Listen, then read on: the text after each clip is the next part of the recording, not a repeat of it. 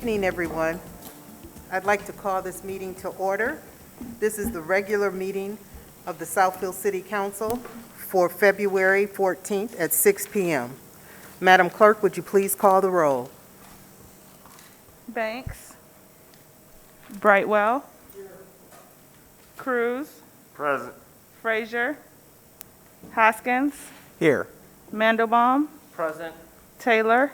Here. Madam President, you do have a quorum. We'll excuse Councilwoman Banks and Councilman Frazier. Thank you. Would we all please rise for the Pledge of Allegiance? I pledge allegiance to the flag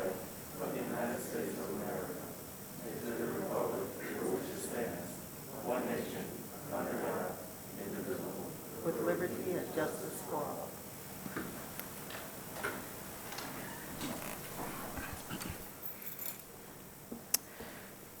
Thank you. Now we have our communications. We have two people that have signed up to speak tonight. Our first person is Mr. William Cheeks. Would you please come forward? And you'll have 3 minutes. Okay, right here? Yes, please. Okay. I have some information here. I have, I believe, 6 packets. If the council would like, I'd like to provide you with them so that if you want to review some of the things that I talk about, you'll have some documents. You can hand them to the... Oh, okay, I'm sorry about that. Okay.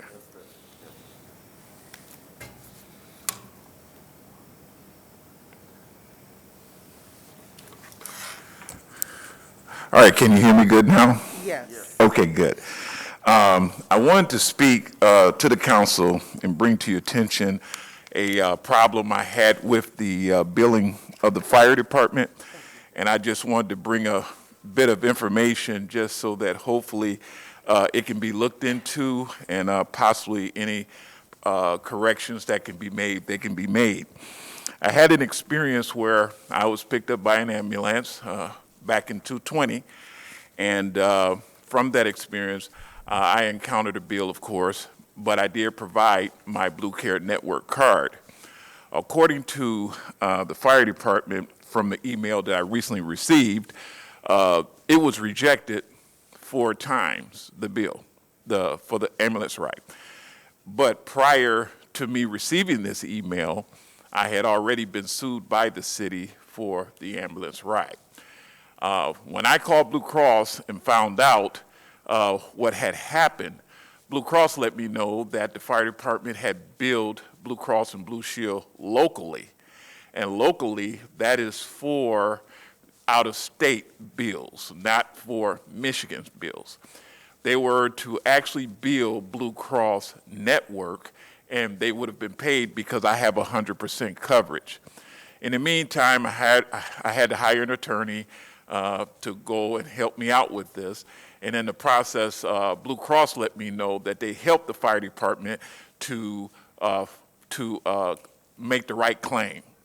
And on the 20th, the fire department made the right claim. On the 31st of January, they got paid. And now this situation is over with, and they're going to vacate the judgment against me. But I feel that they need to know, and you have my information there, that I don't know how many more people this has happened to, but I think it was a waste of taxpayers' money for me to go through all of this, for Southfield to go through all of this when I had 100% coverage and the bill was paid in full. Thank you. Thank you.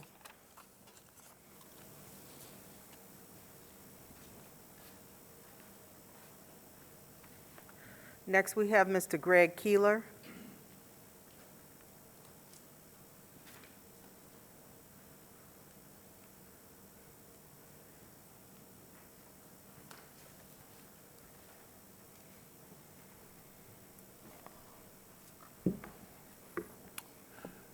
Good evening, Greg Keeler, resident of Southfield. Hopefully all residents looked at last week's meeting, looked at both January 30th, 31st, and February 7th. In the council meeting, one of the council persons Well, in the meeting, the council had a conversation with Ms. Fields about Parks and Rec, about getting the input for the planning of Beechwood. And they were enthused that we had the residents' input. But after that, a council person made the statement that we should not be allowed to speak longer than 3 minutes. We should not be able to speak on things that are being discussed.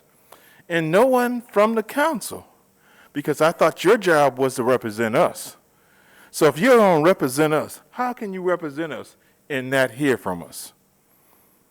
You're going on your own opinion at that point.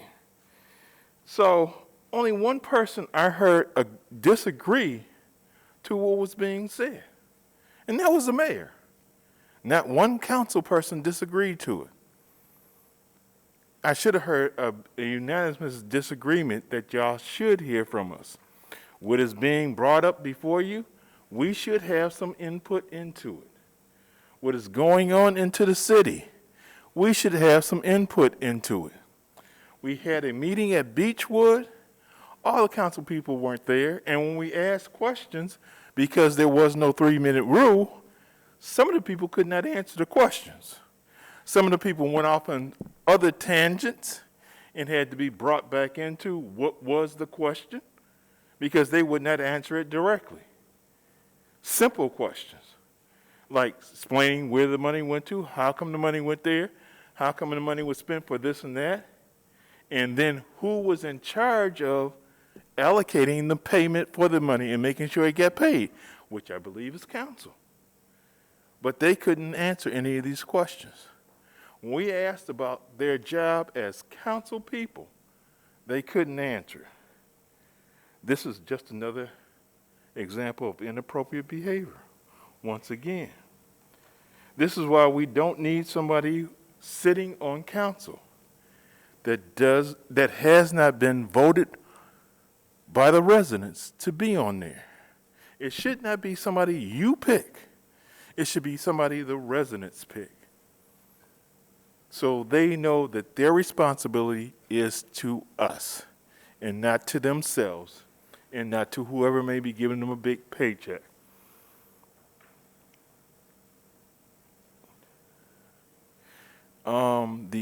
The meetings are supposed to be open meetings, and they're supposed to be able so people can see them. But if it's on Comcast, I got to pay $600 a year to be able to see it on Comcast. So that doesn't sound like it's an open meeting. It doesn't sound like it's free. It sounds like it has a barrier in there. I should not have to pay $600 a month to see these things. If you put them on YouTube, I can see them whenever I want.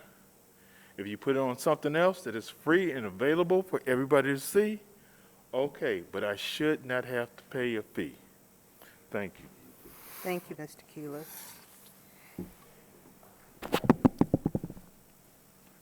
Council, those are the only two that signed up for communications tonight. Mr. Keeler, the meetings are being ran on YouTube. They are up on YouTube for the viewing audience. If anybody that wants to go there, they are on YouTube. President Taylor, can we respond to the gentleman about the insurance issue? Something administration will... Yes. Oh, it should come from the attorney.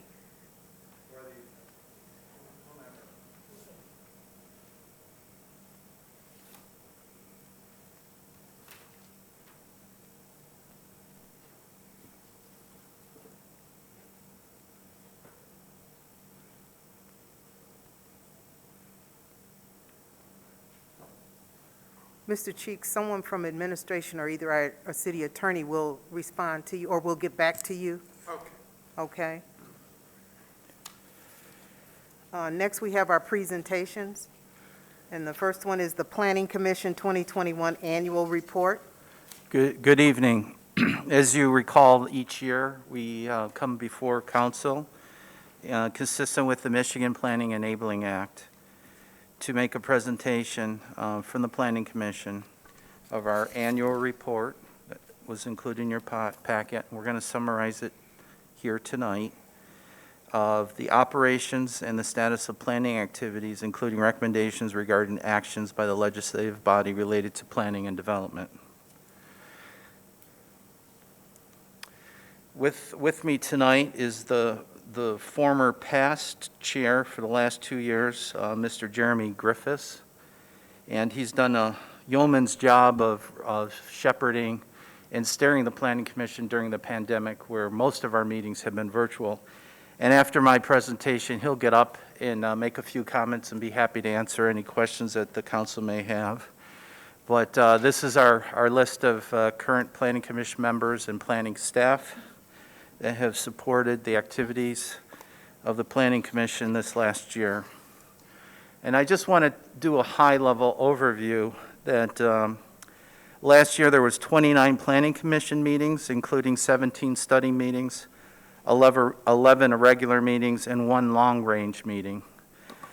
We also coordinated with 10 City Center Board meetings, 10 Southfield Public Art Commission meetings, and 7 Zoning Board of Appeal meetings. Some of the topics that were reviewed by the Planning Commission, I won't read them all, is our annual capital improvement program.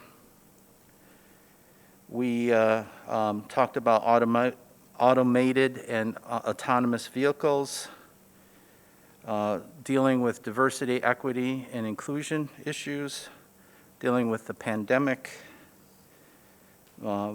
We have been working on our master plan update, doing research and survey, coordination with many of the professional associations, including the Michigan chapter of American Society of Landscape Architects, as well as the Michigan chapter of APA, American Planning Association. Residential lighting. We were dealing with the Southfield Public Schools Emergency Access Road, a number of art installations, transportation study and review of our bus stops, and then a whole host of zoning amendments that the council is aware of. We also started looking at John Grace residential unit development, as well as working with the Parks Department on several park plans and the overarching Parks and Recreation Master Plan. Working closely with the Business Development Office on our redevelopment ready certification and providing quarterly reports. Implementation of our Sustainable Southfield Master Plan, and then a number of both text and map amendments to the zoning ordinance. Some of the training that various members and staff took included electric vehicles, city streets, planning under the lockdown, public spaces and shared streets, crowdsourcing, trail-oriented development, historic preservation, federal infrastructure legislation, Virtual Open Meetings Act training, and then 31 additional national and state webinars that were provided throughout the year. During our virtual meetings, we processed 5 zoning amendments, 9 special land use cases, 11 site plans, 4 overlay development district rezonings, and 1 residential unit development district rezoning. Total proposed project cost, and this is based on application, was approximately $175 million. That's significantly down from 2020 for 2 reasons. One, we were dealing with our full year of the pandemic, and secondly, $550 million of the previous year's $633 million was attributed to Northland alone. So if you took that away, we actually had a net increase of the number of development reviews that we did as far as total project costs in 2021. And these are just a highlight, many of which you've seen. Bell's Event Studio, the new Soul Market, which was the former Copper Canyon, Chick-fil-A, Walgreens. These are all new developments. They'll break ground sometime this year. We also had additions and amendments to Arbor Lofts, McKinley School, the Athletic Dome on 9 Mile, Verizon Wireless expansion at their facility on Northwestern Highway. We had the Enterprise Rent-A-Car on Telegraph in Gardner. And then we had the repurposing of the alcove from an extended stay to a residential apartment complex on Civic Center on 11 Mile. Central Park Boulevard on 11 Mile. Middle Point mixed-use development and the Southfield storage facility on Southfield Road. And then recently you saw the duplexes on Westland by Habitat and Miller and Sims Park renovations through the Parks Department. We also hosted a national planning conference virtual presentation, Michigan State Planning Conference virtual presentation. We were featured on Michigan Planning Cable Network with the host Bob Gibbs. We hosted a walking tour by the Michigan Association of Planning Southfield Meetup on October 2nd. A number of our Planning Commission and Arts Commission members joined us for that. And then we had a community build with Dr. Hubert Massey in cooperation and conjunction with Lawrence Technological University for these mosaic panels along the Northwestern Highway pathway. So with that, I'd like to bring up Mr. Jeremy Griffiths, our past Planning Commission Chair, to say a few words, and then both of us will be happy to answer any questions that you may have. Thank you. Thanks, Terry. Thanks, Council. Good to see you all in person. That was a very strange 2 years. It was a very difficult 2 years for the whole world, but leading all those online meetings without being able to see people, it was strange. It was bizarre. It was the fastest 2 years of my life. But we still got a lot of interesting things done. I think that's good to see. There's still a lot of the development world didn't really slow down, and it didn't slow down in our city. It was a little surprising. It was steady. It was busy and big and interesting projects. So I think it was, I think we're going to come out of this looking well. As soon as the snow thaws here, hopefully there's a lot of these new developments. These things take a lot of time. Terry told me it's been 2 years since I became chair finally, after my 10 years on the Planning Commission. It was just really, really wild how fast that 2 years went. So thanks for the opportunity to continue to serve the community here. It's been a very interesting experience, and I'm glad to see all these new and exciting projects coming to the city. It's great. There's something new every month that's more exciting than the first, I think. So. Talk about your family and the biking and everything. Okay.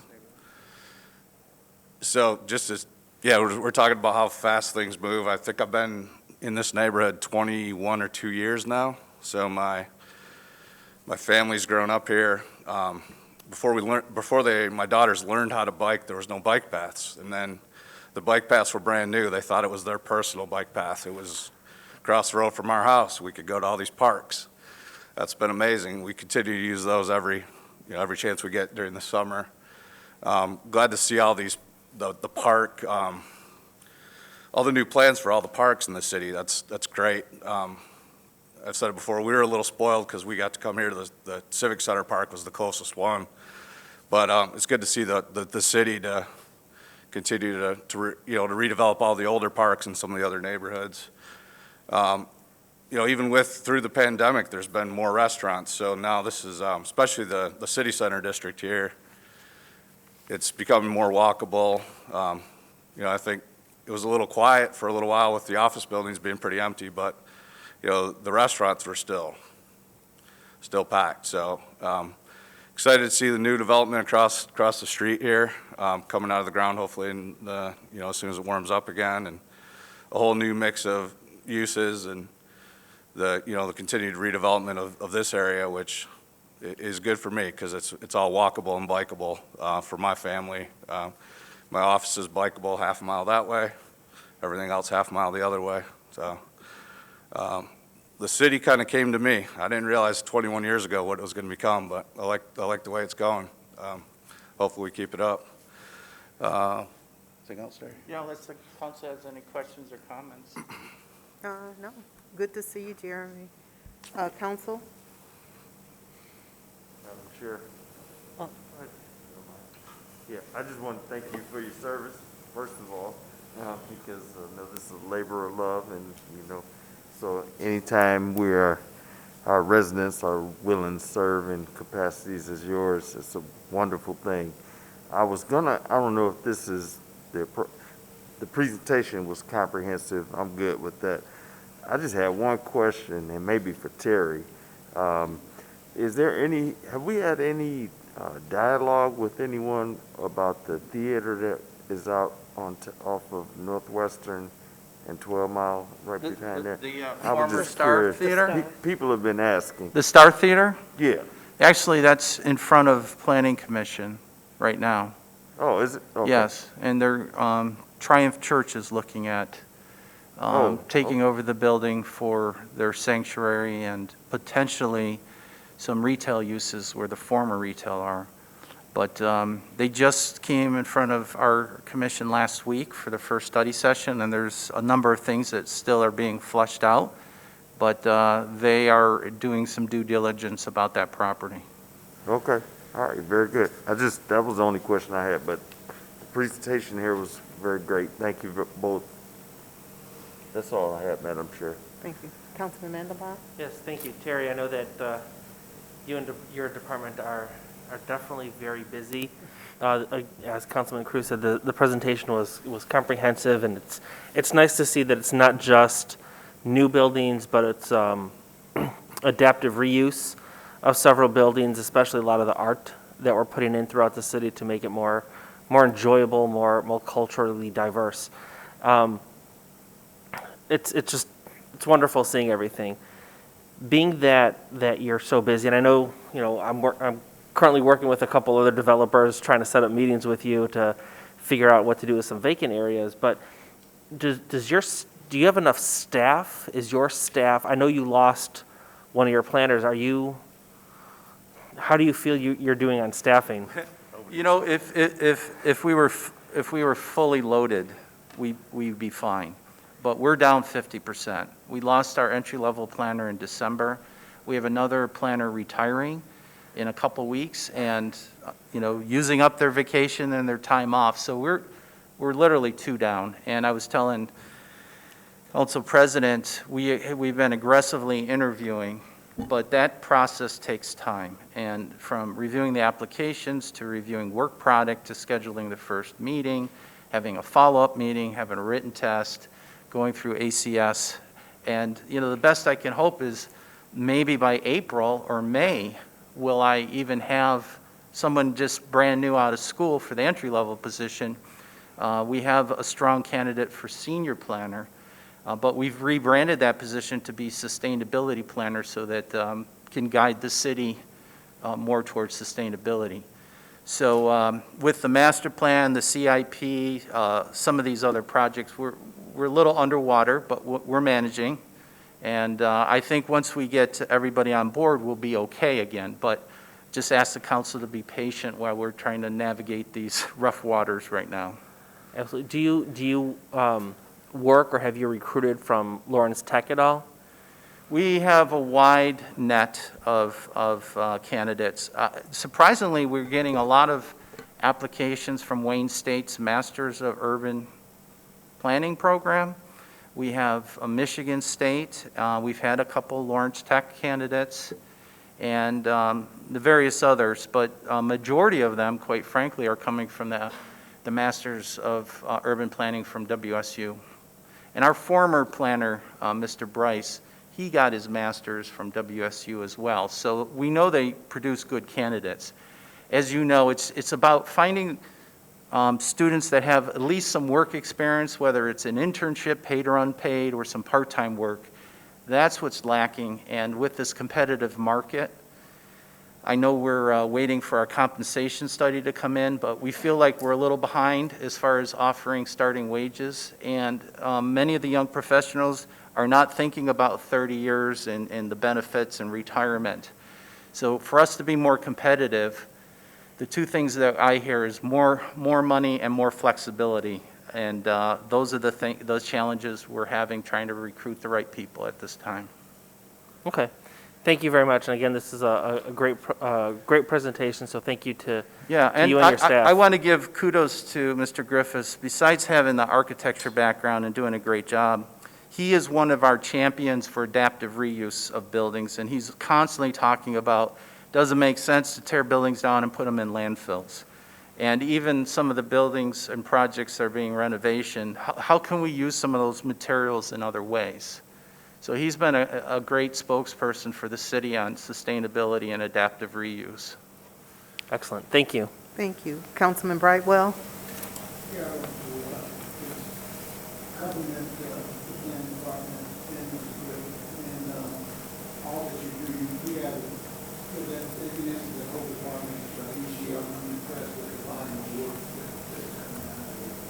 I get just concerned about good trouble, when you like you have some good work, and so I appreciate that. And I will be back to the last item that is for the head staff. I spoke to Mr. Moran about my concern about that waiting conversation that we as soon as possible, so we can not lose people because of salary being so low within the city of Southfield. And my desire to have Southfield salary to be in the top echelon for this whole period. So I just want to say that thank you, and for being proactive. I found that you were very important to be proactive, and I said that I'm not a planner, but I just know when people are forward thinking with respect to what needs to be done, and I definitely appreciate that as a counselor and as a citizen. So I just want to thank you guys for the work that you do, and I appreciate it. Thank you. Thank you. I think too, council, that one area where we can be more helpful in the process is reviewing our ordinance and bringing it up to date, because I believe the ordinance requires so many steps before you can hire a person. And as we know, we are outdated on a lot of things. We've changed the way we do business today. So that's something we probably need to review sooner rather than later. And we might be able to push that over to our legislative committee and ask them to review that for us and help us to find a way to help in the hiring process, due to the fact that every department within the city is down due to either people retiring or whatever the reasons are. So we could help the whole city by reviewing that policy or that ordinance and bringing it up to date. And also, when the compensation study comes in, I understand that it should be here shortly, so we are pushing forward on that as well. So Yeah, thank you. And I just wanted to make a comment that, my team, to the testament of the quality here at the city, the person that's retiring has been here 20 years, but we have a 25-year and a 30-year tenure. So 3 of my 4 professionals have been here for almost their entire career. But things have changed, and the likelihood that the next 3 are going to be here for 25, 30 years is not realistic. So we do have to shift those benefits, those pension, retirement, and all those served everybody well for many decades, but times are changing, and we have to be more flexible about what the needs and wants of good quality employees are in the future. Thank you. Councilman Hoskins? Yeah, I was going to ask more about the staffing stuff, but I'll just ask you separately. But I'll just say that it's always great to see all the stuff that we've been working on council. I know you guys work so hard in the planning department, and this was a great presentation, so thank you for that. Thank you. And you'll be seeing more of us during the next couple weeks on the capital improvement program. And then shortly after that, we'll be back with the master plan. Council? Yeah, go ahead. Oh, I'm sorry. Did you have another comment? I just thought of a couple more things. I wanted to thank mostly Terry Crode and Jeff Spence for making our jobs easier on the Planning Commission. But I think the biggest thing is, I have been here 10 years on the Planning Commission, and now instead of saying to a developer, hey, put in a bike rack or do some green infrastructure, we can now point to a ton of examples, like go look out on Evergreen Road, and there's green infrastructure, and there's all these redevelopment things. So it's one thing to talk about it. Now there's actually there's a big body of work to say, look, a lot of other developers have already done it in the city of Southfield. And it just keeps continuing to build, it's really good to see. Thanks again. And thank you for all you do, Jeremy. You were on Planning Commission when I was there. You took me under your wing and helped me to succeed there when I was on planning, so I really appreciate all that you do. Thanks. Council. Madam Chair, I'd like to move that we receive and file the Planning Commission 2021 Annual Report. Support. It's been moved by Councilman Mandelbaum, supported by Councilman Cruz, to approve the receive and file of the Planning Commission 2021 Annual Report. All in favor? Aye. Any opposed? Thank you very much. I think Ms. Freeman's got the next presentation, so we'll get that up and running for you. Thank you. Our next presentation will be the Business and Economic Development Department 2021 Annual Report. Good evening, Council President, Mr. Mayor, Honorable Board. The Economic Development Department has taken the role of following the Planning Department as they do their presentation, so we can share our accomplishments for 2021 and our goals for 2022. And we like to call this turning the corner. Hope that things are going to get better this year, so we're excited. Let's see here, already going the wrong way.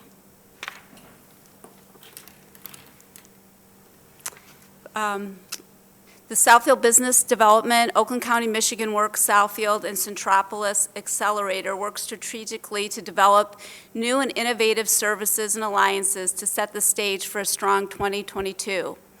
Supporting our existing businesses to become more competitive, enabling them to expand and grow, we did the following four items. We developed and launched the Evolution Lab at Centropolis, assisted with incentives, supported Michigan Works in their efforts, and continued the Community Cup Challenge. Our second accomplishment was encouraging and assisting the future diversification of the city's economic base and growing new businesses and innovative industries and helping support their occupations. Then we assisted with our residents to gain a more competitive edge for higher skilled and higher wage employment opportunities in the future, and strengthened the competitiveness of the city of Southfield by attracting new businesses.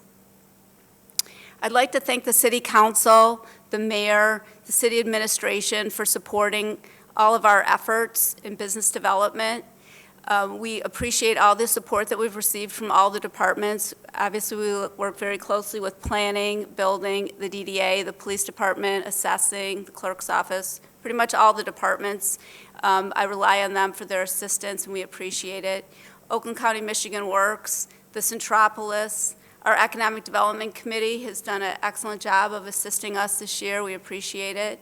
Our Brownfield Redevelopment Authority has been there when we needed them, and we appreciate their quick action. We thank Adrienne Ziegler for her longtime assistance on our board, and we're going to miss her. She had to resign her position because of a potential conflict that she felt with her new job that she was taking.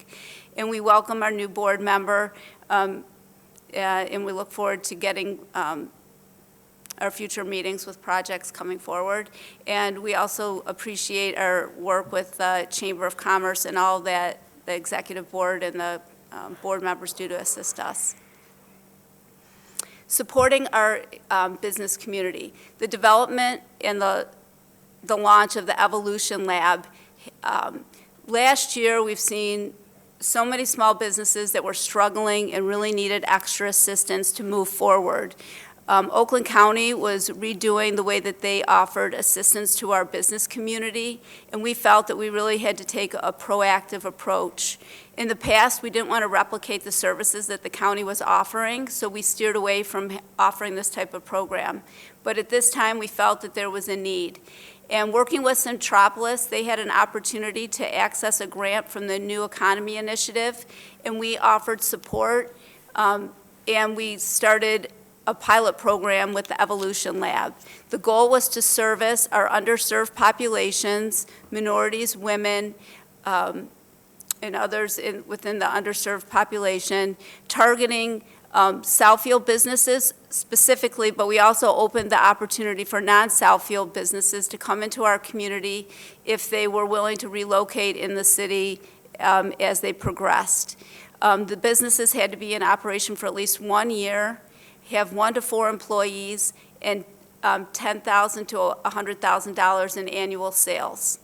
We have a team of experts and residents through Centropolis that have done an outstanding job of offering entrepreneur training, one-on-one business counseling, and we hope to offer grants to assist them with the businesses with growing.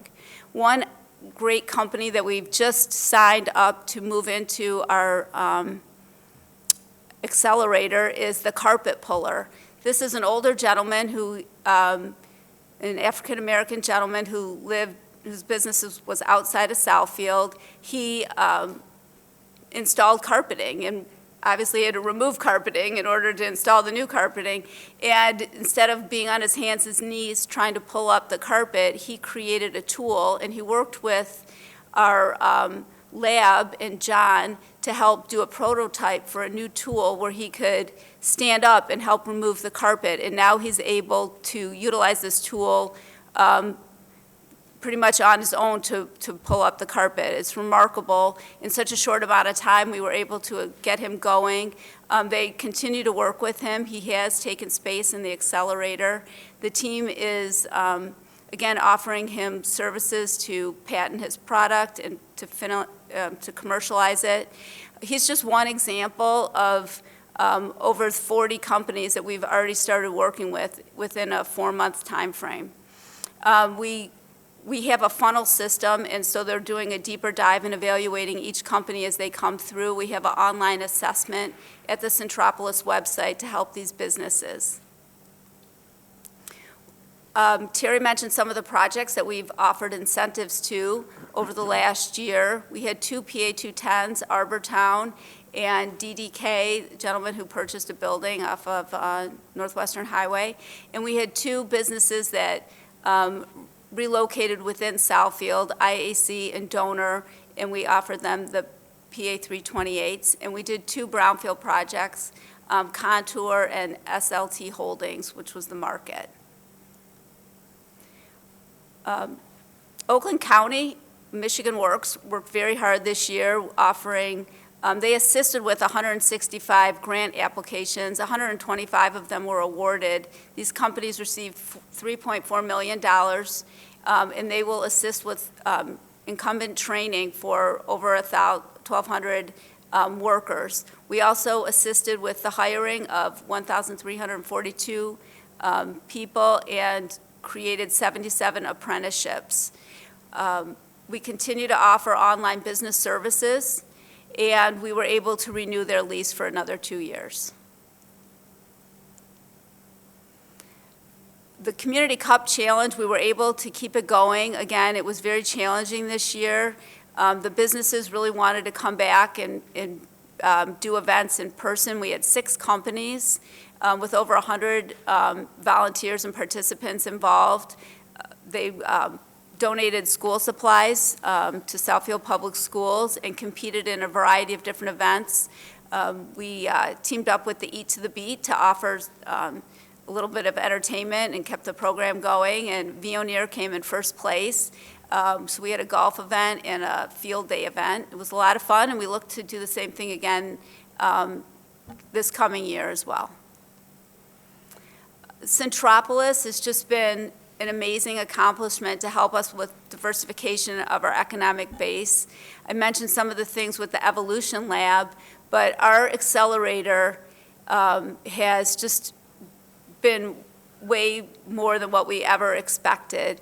They've helped over, let me see, 150 products be commercialized. They had 325 contracts with Michigan suppliers at a value of $24 million.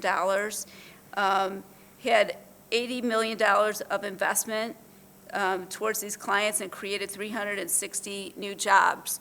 We have 4 components to the Accelerator at this time. Our original, which was the ManTech, which is the product development Accelerator, which is the only one, I think there's only a couple in the entire country. In the state of Michigan, we offer the Industry 4.0, which is a partnership with Lean Rocket in Flint. We have a circular economy. It's called Next Cycle. It's a grant from Eagle. They help with recycling and upcycling products. And then we have a clean tech hardware accelerator as well.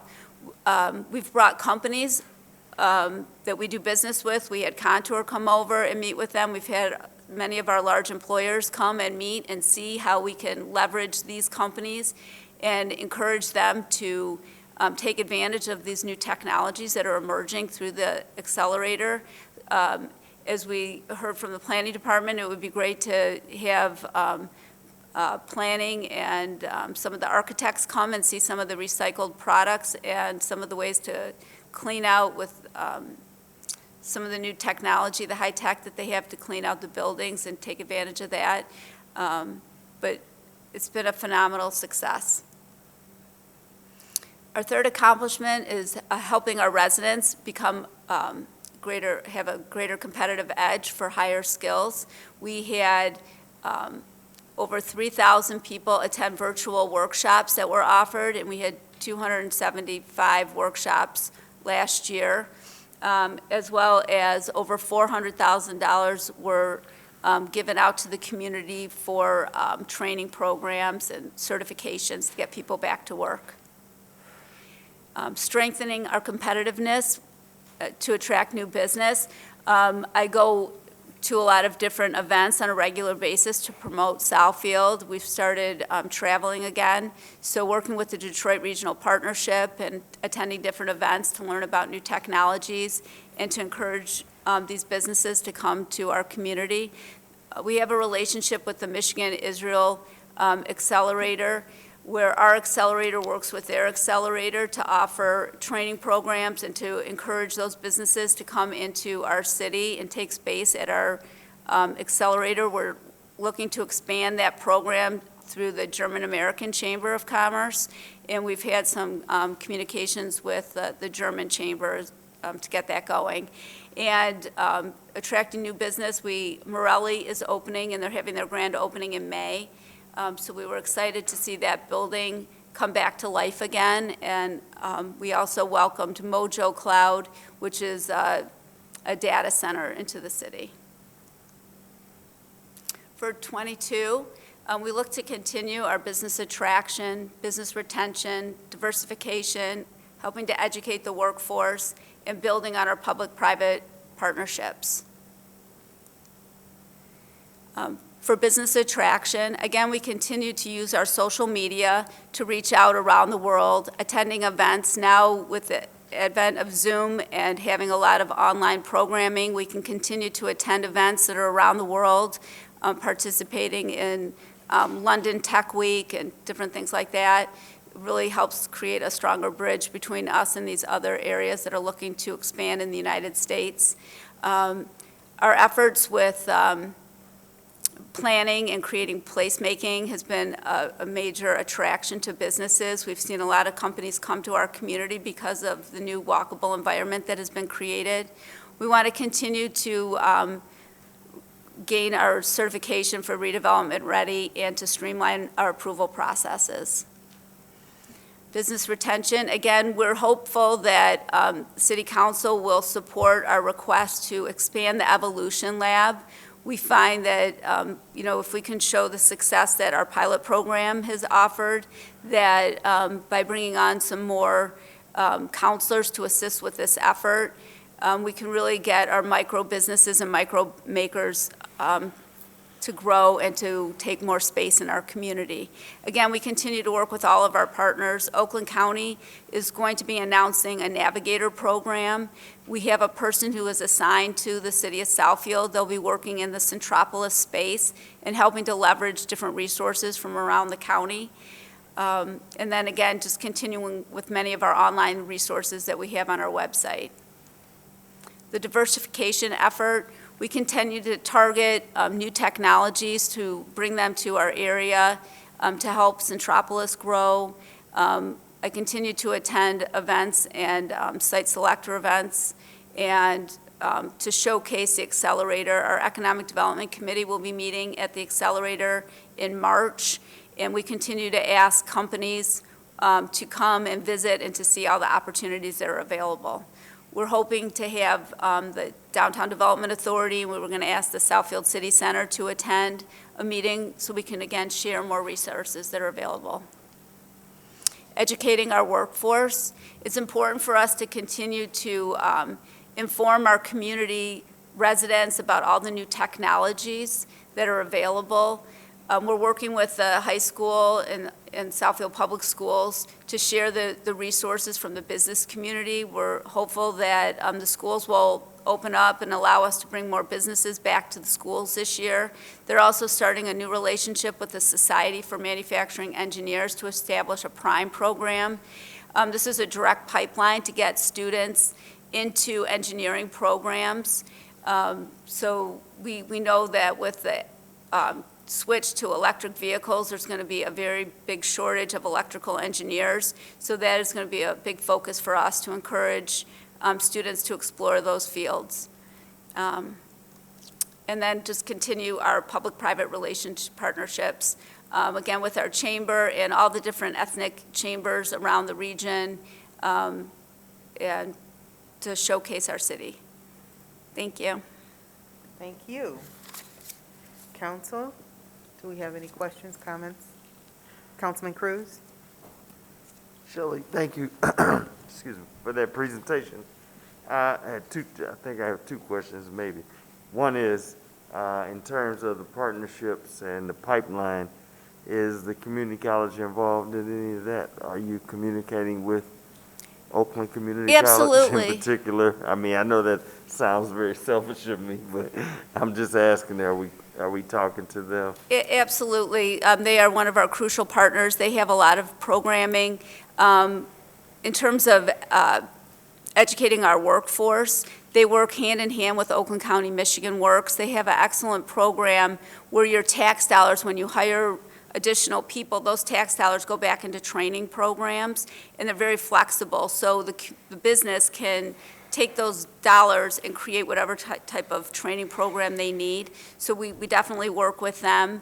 And again, we've had a couple hiccups with the Southfield Public Schools in terms of our advisory boards, but OCC has been a strong partner in that, and we're hoping to get those back going again so we can showcase job opportunities and bring that together. We know that in the past, they worked with the Cisco networking program, and we continue to push that as a very important tool, definitely. Okay. And the other question I had was regarding diversity and equity and inclusion. I know you mentioned it in here. Is that just for the business side, like meaning like the gentleman you mentioned that we brought into the incubator or whatnot to do the carpentry type thing? Definitely. Or are you working towards getting more jobs for people of color, and particularly in our city? Absolutely. So there has been a real strong focus to entrepreneurship through the Evolution Lab, and that has a very strong focus. The grant that Centropolis received was for persons of color, the underserved populations. So that was a direct, our direct target.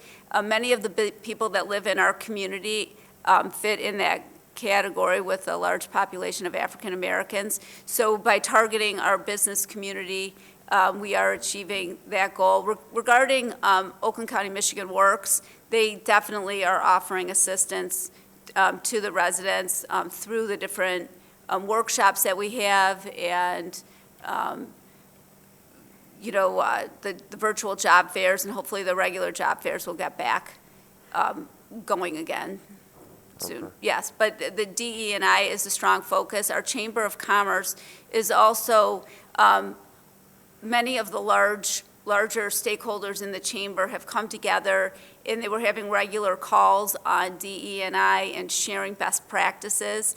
We had hoped to have a workshop so that we can share those resources with the smaller businesses. Many smaller businesses don't have the internal resources to set up their own program. So by learning from some of the bigger companies, they can, take advantage of those opportunities. We're still working on it, and the state of Michigan, or the Michigan Economic Development Corporation, recently brought in a new person whose role is DE&I. So we have a call.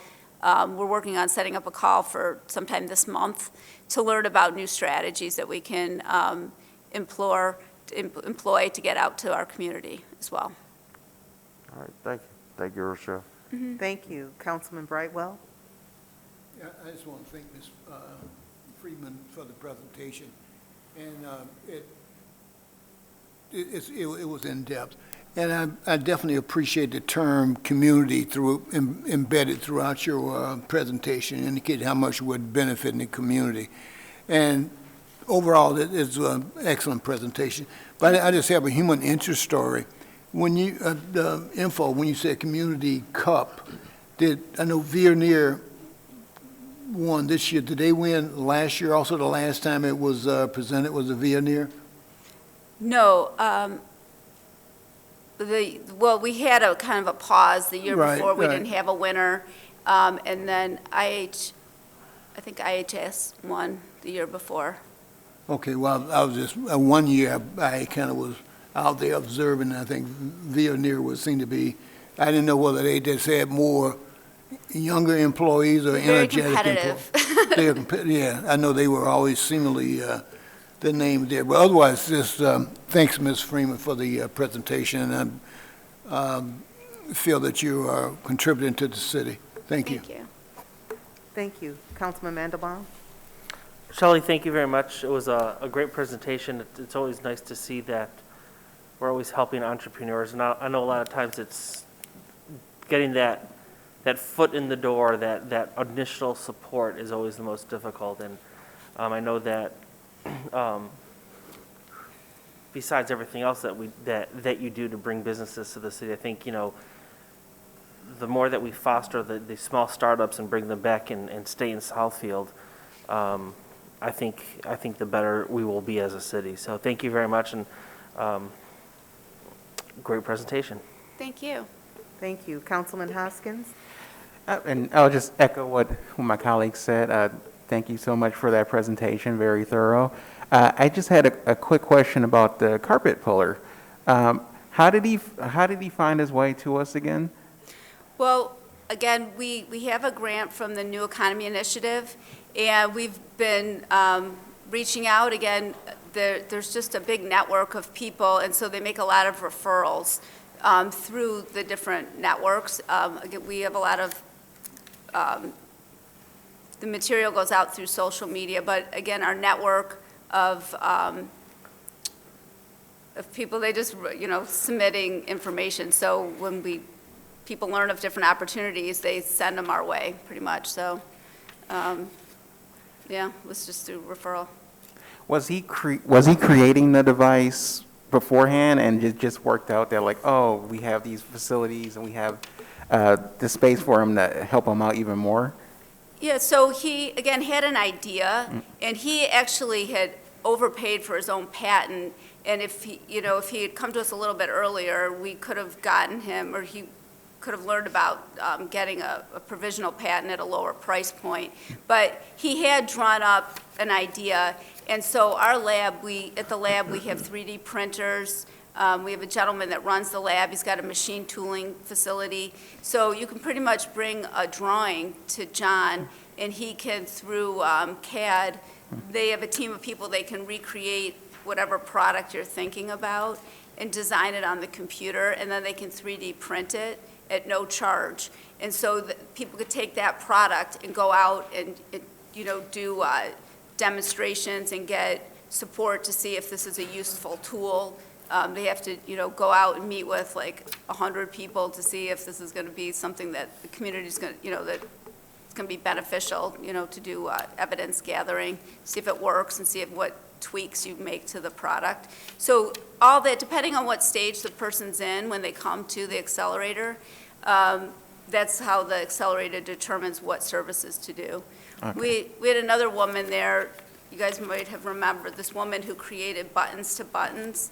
She, her name is Gina, and so out of necessity for some friends of hers, she made these magnetic buttons, and so they help close your thing, so if you have dexterity problems. And during the pandemic, she realized that people were suffering, they couldn't go to their physical therapy, so she ended up creating these collapsible hand railings, and she worked with the Veterans Society, and we helped her, the staff at the accelerator helped her redesign these foldable stands. And so, she was selected as like one of 10 companies to move forward for funding with the American Veterans Society. It was really incredible. So, I mean, it runs the gamut from simpler tools to these big complex items. Okay. All right, thank you. That's all the questions I have. Thank you, Mr. Mayor. Ms. Friedman does a lot of work with puts a lot of effort into the Southfield Chamber of Commerce. And I know you put an equal or more amount of work into the School Business Partnership Council. Is that still going? We are very excited that James Jackson, who was working at Senator Peters' office, is back with the Southfield schools. Over the years, we had different relationships with people that were running the program. I believe he is trying to restart that effort. It's been an up and down experience overall for us to get into the schools. Our Michigan Works programs used to be in the schools, and we had staff embedded there that were helping with all sorts of things for the kids. That has kind of fallen by the wayside, and so we've expressed that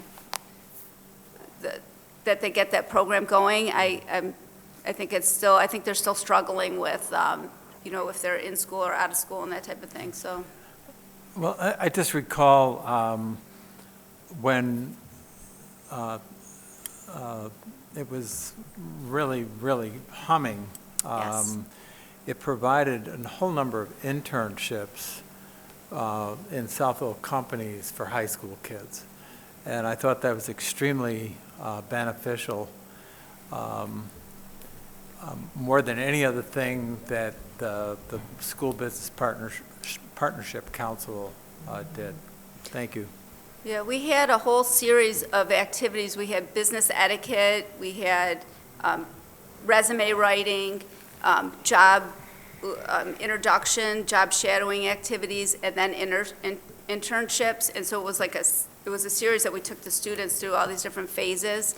And we would love to get that program going again. It was really important for our kids. We did just have a really great discussion with Habitat for Humanity, and we realized that they have a program, a pre-apprenticeship program. And Mayor, I know you're very passionate about the apprenticeships, and we're hoping that we can make a connection because a lot of students, when they graduate from high school, don't have the skill level to get into an apprenticeship, so there's a gap that needs to be filled. And so we think that we might have an opportunity to get those students connected into this extra resource. So that's another thing we'll be working on this year.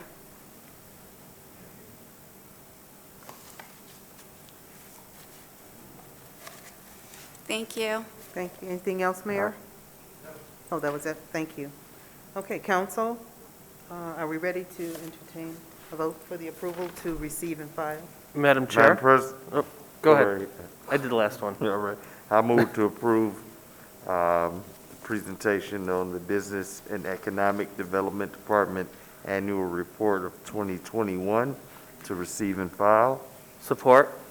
It's been moved by Councilman Cruz, supported by Councilman Mandelbaum, for the approval of the Business and Economic Development Department 2021 Annual Report to be received and filed. All in favor? Aye. Any opposed? Motion carries. Thank you. No appointments, council, no minutes. Consent. We'll go to the agenda items for discussion and/or action. Our first item is the authorization to purchase replacement parts for dump trucks.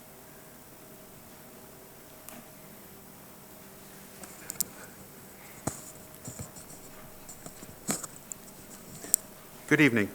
Good evening. Mr. Clark was here till early this morning supporting snow plowing, so he asked me to present this. This is again bringing our purchasing practices into compliance with our purchasing rules, this time with Truck and Trailer Specialties out of Howell.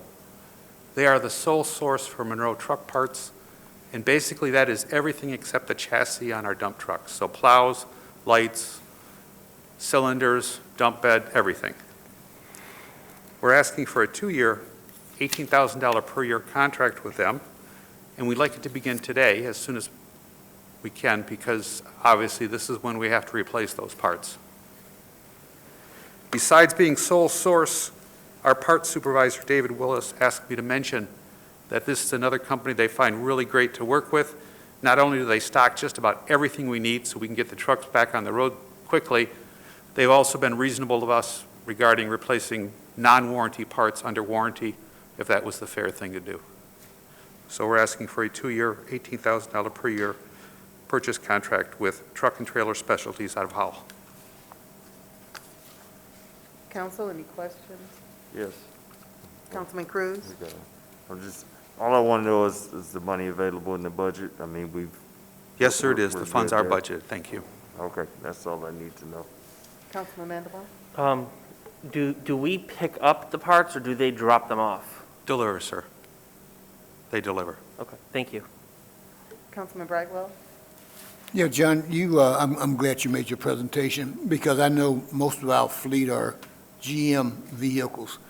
And I saw this, some kind of specialty thing, where these are the only places we get parts, but you're saying these are parts for the attachments to the vehicle. Yes, sir. These are all the upfitting parts. Excuse me? These are all the upfitting for the trucks. We buy the truck as a chassis, just a rail truck, and this is for everything that goes on it to make it a dump truck, a plow truck, a salt spreader. Okay, so, okay, I got it, but when I was reading this, every vehicle I see, other than the fire and police, is a GM model vehicle, the yellow trucks. And so that's what gave me thought that, why couldn't we just buy GM parts? But these are specialty parts for the attachments that you put on the vehicle. Yes, sir, exactly. So these are to repair, say, the cylinder that lifts the dump bed, the blade underneath, or the wing blade on the side even. Okay. Yes, sir. All right. Okay, I'm glad you made your presentation. Okay. Go Madam ahead. Chair, with that, if you want a motion, I'll just move that we approve this authorization to purchase replacement parts for dump trucks. I'll support. Thank you. It's been moved by Councilman Brightwell, supported by Councilman Cruz, for the approval to authorize the purchase of replacement parts for dump trucks. All in favor? Aye. Any opposed? Motion carries. Thank you. Our next item is the authorization to accept Michigan Economic Development Corporation grant. Good evening, Council. I am here seeking authorization for the acceptance of the MEDC grant. The grant is a $600,000 grant that is going to be used for the development of Carpenter Lake. We submitted a project budget with estimated costs for the application for the grant, and we're awarded the $600,000. I know our city attorney is reviewing the agreement as we speak and has been. This grant completion date is September of the grant, sorry, the grant completion date is September of 2023. Council, any questions? Councilman Mandelbaum? Yes. Obviously, using the grant will be great for our parks. The question that I have is, if we're going to be building, like a small classroom or restrooms, will we have money in future budgets for maintenance? Well, maintenance is always a challenge for Parks and Recreation. We are spending time at Carpenter Lake right now.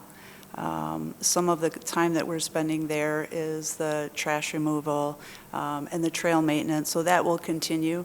The classroom maintenance that would happen at the shelter, we're not renting the shelter to large family groups and picnic areas, so it really would be for classroom kinds of activities.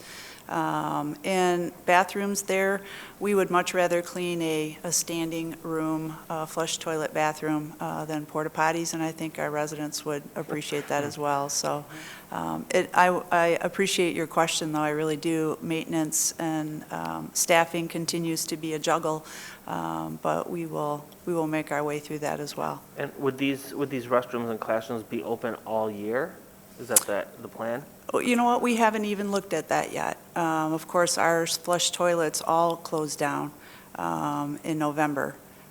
So we still take porta potties out to our parks, but during the summer season, of course, those bathrooms would be used. But, the mayor asked a question last time I was here talking about the grant of who could rent it and would people be able to rent it, or would you just use it for classrooms? And quite honestly, we haven't worked all those logistics out just quite yet.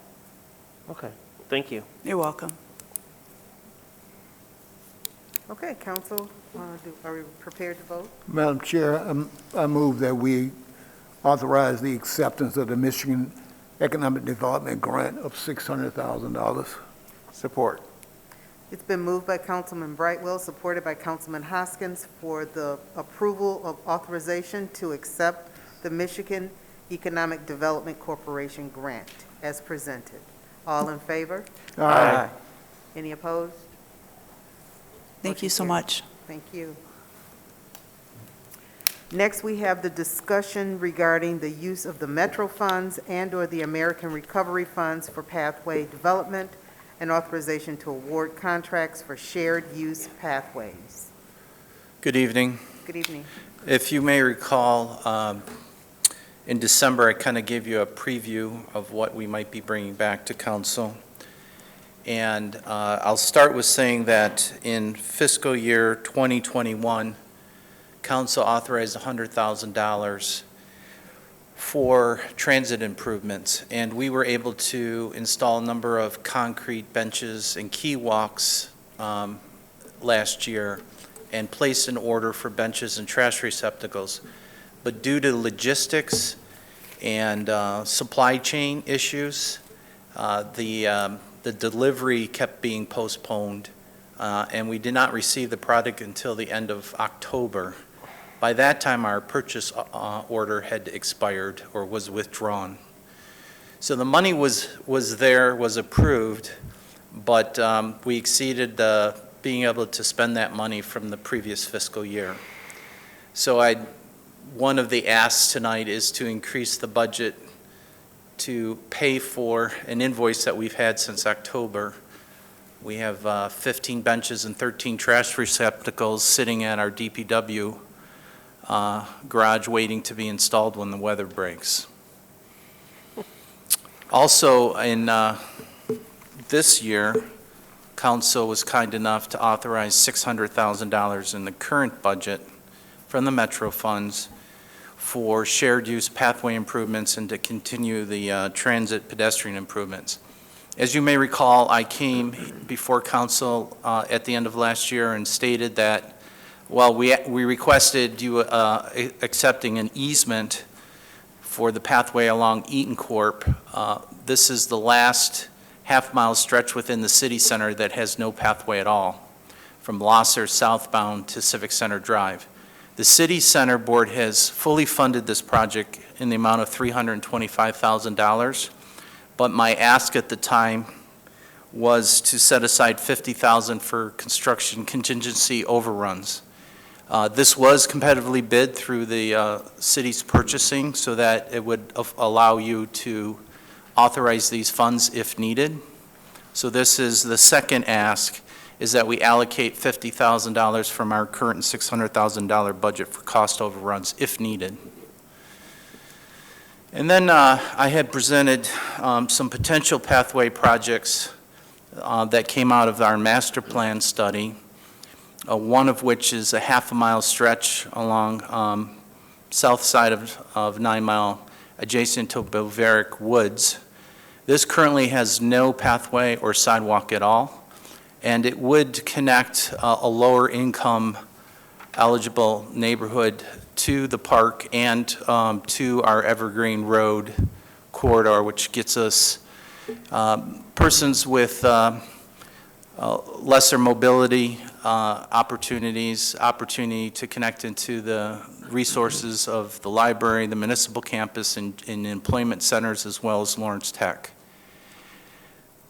The low bidder for the city center's pathway was Allied Construction, and we, with the assistance of OHM, our engineering partners, received a bid of $382,500, which was the low bidder from even our current pathway asphalt contractor.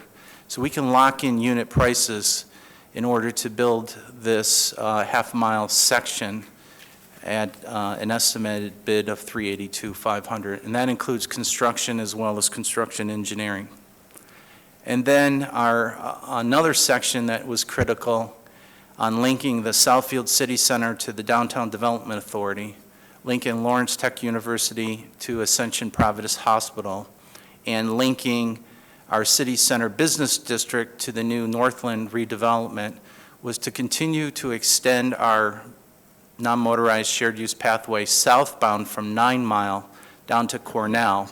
There's an existing on-road bike path that goes east-west across Cornell and then would link up with J.L. Hudson's Drive and connect to the Northland redevelopment, which will include a 1.5-mile perimeter pathway. Those unit prices came in at $444,000 for construction plus contingency and design engineering. So here's our laundry list. Council has previously approved $600,000 in this current budget. We are asking for a proposed amendment to increase that to $325,000 for a total allocation of $925,000. That would allow us to pay for the pedestrian transit improvements that were authorized last year, to provide 2 half-mile pathway segments, so a total of 1 additional mile along 9 Mile Road, south to Cornell, and the 9 Mile at the Bovaric Park, and then to provide additional $50,000 contingency for the fully funded city center trail. So that would bring us to a total of $925,000. And we are asking council to consider that authorization and the award tonight so that we can stay on track with awarding the bid documents and having construction begun this spring and locking in those prices. What we are seeing is increased cost of construction material, increased cost of labor, more difficulty in getting projects done, and before this contractor lines up additional work, we would like to move quickly on this. I do have Zachary Hampton with OHM here to answer any technical questions, but OHM has provided the background vetting of the unit pricing and the cost estimates, and I'd be happy to answer any questions that the council may have. So the bottom line is we're asking $325,000 increase. I have included the Metro Act funding, which has a balance sheet of $1.2 million, and that's exclusive of the $600,000 that's already been allocated. Okay. And since we get an annual funding stream of somewhere between $225,000 up to $350,000 a year, this is really just advancing 1 year's worth of revenue so that we can do all the projects at one time and secure lower unit pricing. Okay, thank you. Council? Councilman Mandelbaum?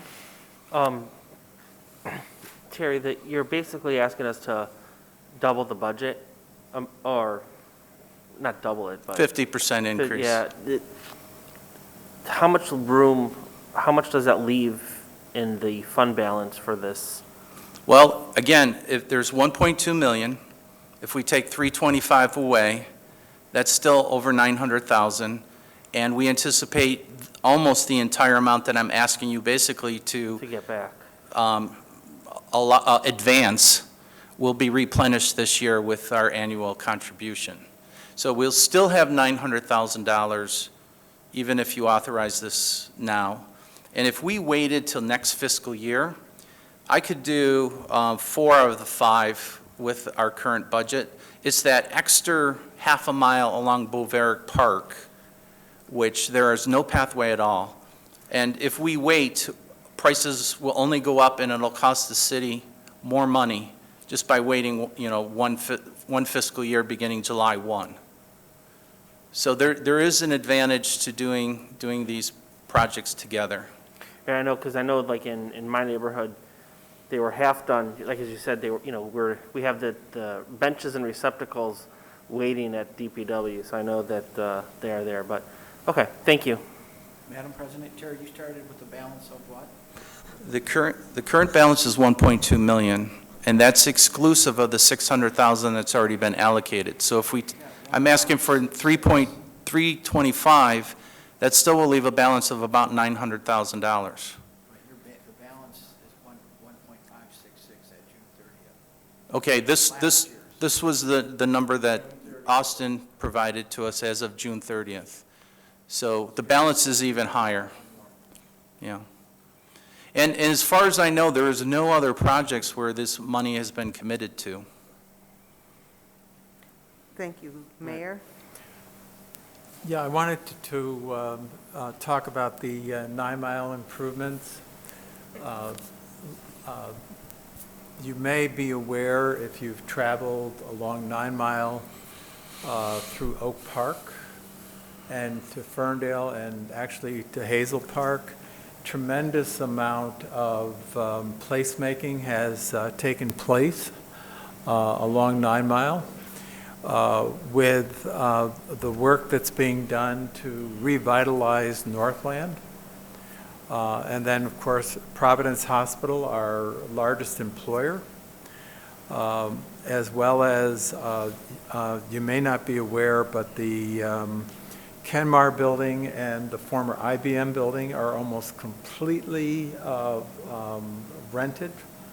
They've had an uptick in leases.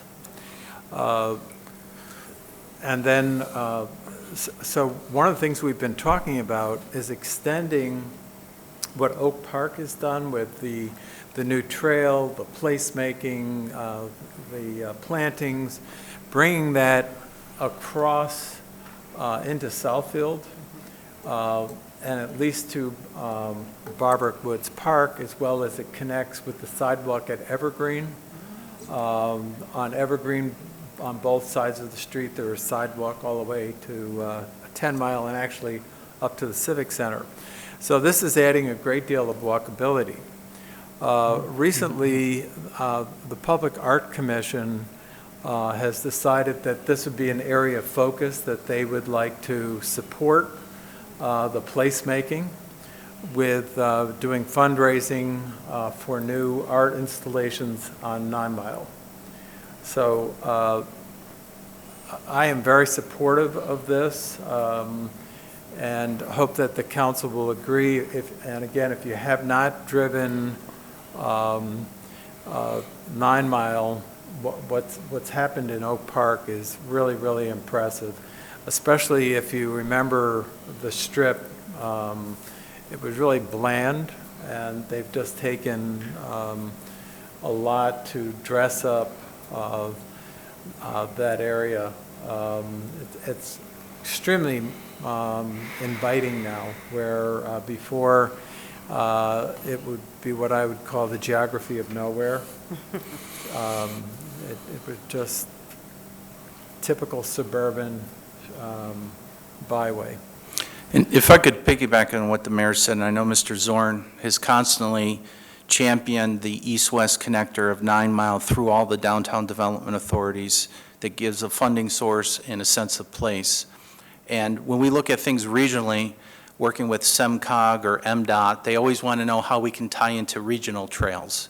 One of our goals is to utilize 9 Mile as our east-west connector to eventually link up with our partner communities to the east, as well as to the west Farmington Hills, so that we can have a connection to Woodward Ave, which then is part of the light rail and more regional transit.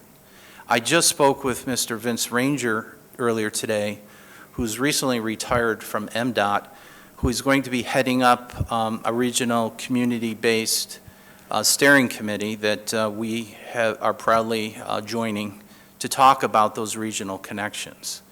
So we have been piecing together these fragments of a system here for several years. We now have almost 8 linear miles connected through the city center. These 3 projects would extend that by 1.5 miles. And we're starting to really build some synergy as far as a connected trail system. So by it not only serves the recreational purpose, it serves the healthy living and access to persons with disability, to more disadvantaged individuals, to employment centers, education centers, and recreation centers by us continuing to build out this network. And then finally, I will say, and I've said this before, it is always one of the top 3 priorities when we go out for public support of the master plan or other regional plans. More bike lanes, more bike paths, more sidewalks, more connectivity. Councilman Brightwell? Mr. Correa, I am 100% for this, but I think I'm on a clarification on one or two things. It has construction and engineering in both categories of 15%. What is construction and engineering? So that's the actual developing of the bid documents for those bids and clarification for the construction. And then there's the construction management, which is supervising and verifying that the contractor's doing what he says he's doing, and verifying amounts, whether it's amounts of asphalt laid or culverts performed. And if you need a more technical answer, I'm sure Zachary can give it to you, but it's all part and parcel to the development, construction, and oversight that is part of these jobs, and those are typical pricing estimates for this work. Oh, I know they're probably legitimate, but I'm used to just seeing a contingency for like construction costs, but then I see this construction engineering, that's another 15%. So that's the contingency is for overruns of unforeseen things. So if you tear up the ground and you find some pipes that need to be removed, that's what the contingency is for. The construction engineering is the bid documents and the oversight of the contractor on behalf of the city. Okay, well, that's why I asked. I Yeah, wanted to get it and clarified. my understanding is that the Metro funds, that is an eligible cost because all the work is being done within the right-of-way. Okay, So it'd be reimbursed from the Metro Fund Act, not the general fund. okay. Yeah. And the next general question, I think I've asked this, but what we're doing does not break the covenant we had with this Metro Fund. Is that correct? No, these are eligible costs. Okay. There are some limitations on the percent of money that you can spend for lighting, but as long as they're within the right-of-way and it's serving a public purpose, the small percentage of funds that we get from our underground utility companies and overhead utility companies that pay pennies on the linear foot, that's the money that gets replenished into this account, and the money only can be spent for eligible projects within the right-of-way. Once you cross the right-of-way, it's not an eligible cost. Okay, okay. All right, just a couple of clarifications there, that's all. Madam Chair, if there's no other, I would like to move that we approve this item. They have so many what-ifs down there, but I would just say, we approve this item as presented. Support? It's been moved by Councilman Brightwell, supported by Councilman Mandelbaum for the approval of the U.S. Metro funds and/or American Recovery Funds for the pathway development and authorization to award contracts for shared use pathways. All in favor? Aye. Any opposed? Motion carries. And I know it was part of the resolution, but I just want to clarify that you're authorizing us to award to Allied Construction based on the unit pricing that was given. Okay. Thank you. Thank you. All-Star Power. Okay, I'm sorry. We did receive quotes from Allied Construction, but they were higher than All-Star Power. It is, hopefully it's written correctly, but the award would be to All-Star Power. Thank you for that clarification. Do we need to restate that, Madam Clerk, or? It's in here. It's All-Star Power. Do we want All-Star to go Power, excavation of Grosse Pointe Woods. Okay, as presented. Okay, thank you. Yeah. Thank you for catching that. Thank you. I just- Thank you. Yep. Our next item is the preliminary discussion regarding the adding the Plant Moran building to the Northwestern Highway Overlay Development District. Thank you. This is our last planning item for tonight, but if you give me a minute, please.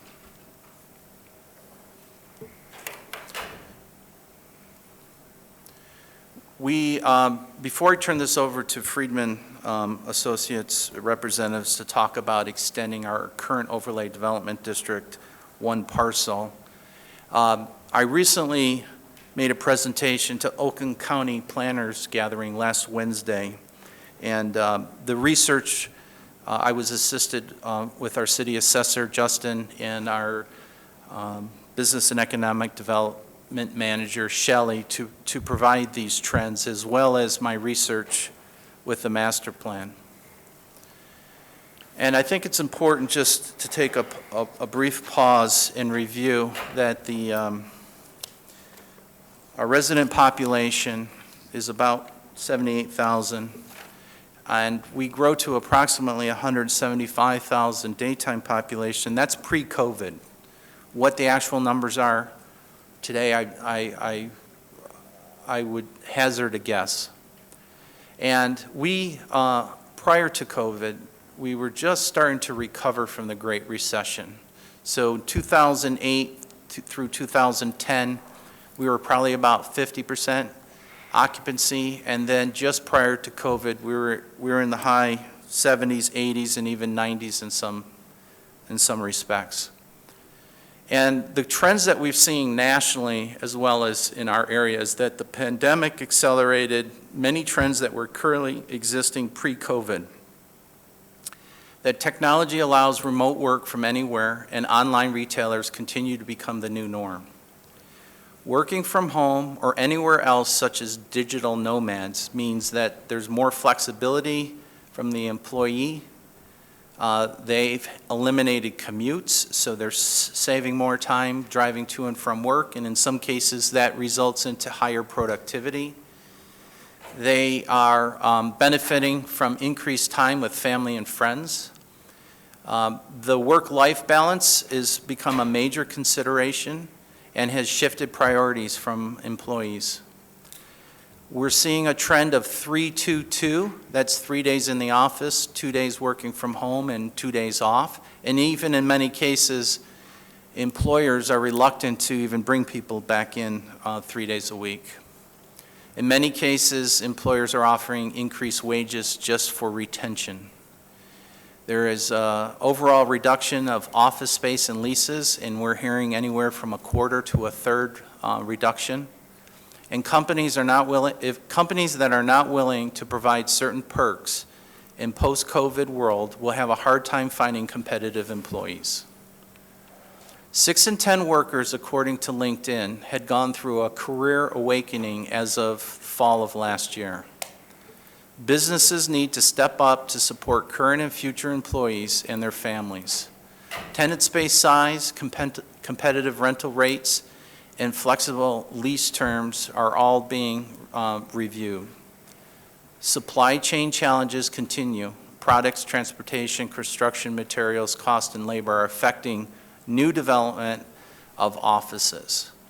The housing market shortage and increased demand of existing homes are also having an impact on where people live and work. And we are also seeing higher rental rates. For the first time in my 11-plus year tenure, these last 18 months, we have seen a huge demand in multifamily apartments and conversions. And then a term that was recently coined, the Great Resignation. There's a record high wave of people quitting their jobs, taking a pause, or switching careers in 2021. I believe there was 4 million people that left the job market in the last couple months of 2021. Some observations in Southfield that struggling businesses have closed in line with national trends.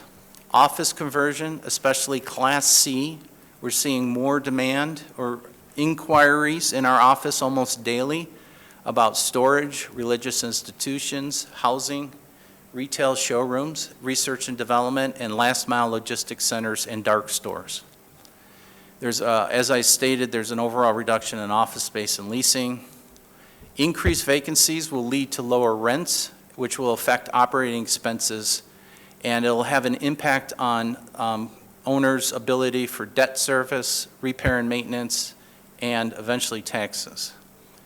Southfield's vacancy rate is at 18.3%, and they also have a higher percentage of vacancy compared to the Metro Detroit office market. Reduced construction activity for many new offices and developments, so there's not a lot of new construction happening.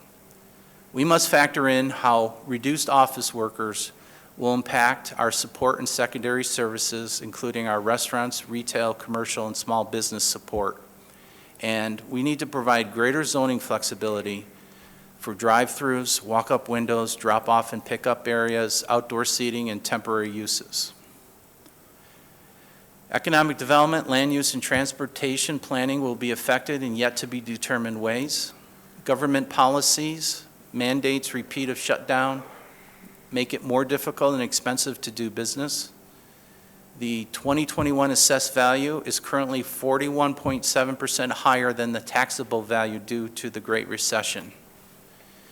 We're worried about inflation. They came out with numbers of over 7% inflation last year, low labor force participation, income inequality, and new wave of variants of COVID-19 could affect even further our office market. Southfield must be fluid, adaptive, and forward-thinking, and more business-friendly with our regulations. And we need to allow providers of personal service to operate outside established businesses and allow for more home-based businesses. So with that general overview, and I'll be happy to answer any questions now or after the presentation, we do have Friedman Real Estate that wants to talk about some of their what they're seeing specifically, and then a request to expand our overlay development district to provide more flexibility on a large office building that's been vacant and underutilized for some time. So if you have any general questions now, or I'll be happy to answer them after their presentation. We'll do it after. Okay, thank you.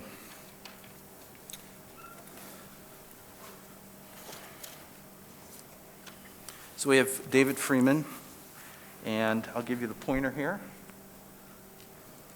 He's an excellent job. So, and you just push to the right. Oh, thank you. Good evening, everybody, and happy Valentine's Day. My name's David Friedman. I'm with Friedman Real Estate Group. We've been in business for 35 years and born and raised in Southfield, Michigan, and we do a lot of work in the office market in all throughout Michigan and other states, but a lot here in Michigan. And we work with Shelley all the time, and she's a great business development person. She's helped us a great deal with attracting tenants to our buildings, and we appreciate that. We're here today. I think Terry did a great description of where we are today with the office market. The office market has been affected tremendously by COVID, and the demand for office space is, in most cases, non-existent in most of the markets.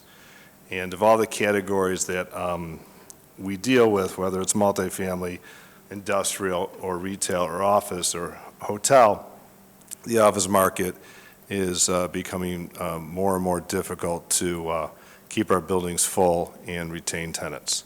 So we're saying all that, we're under contract to purchase 27400 Northwestern Highway. We're actually closing this week, which I think you guys are all pretty familiar with it. It's the former Plant Moran building on Northwestern Service Drive.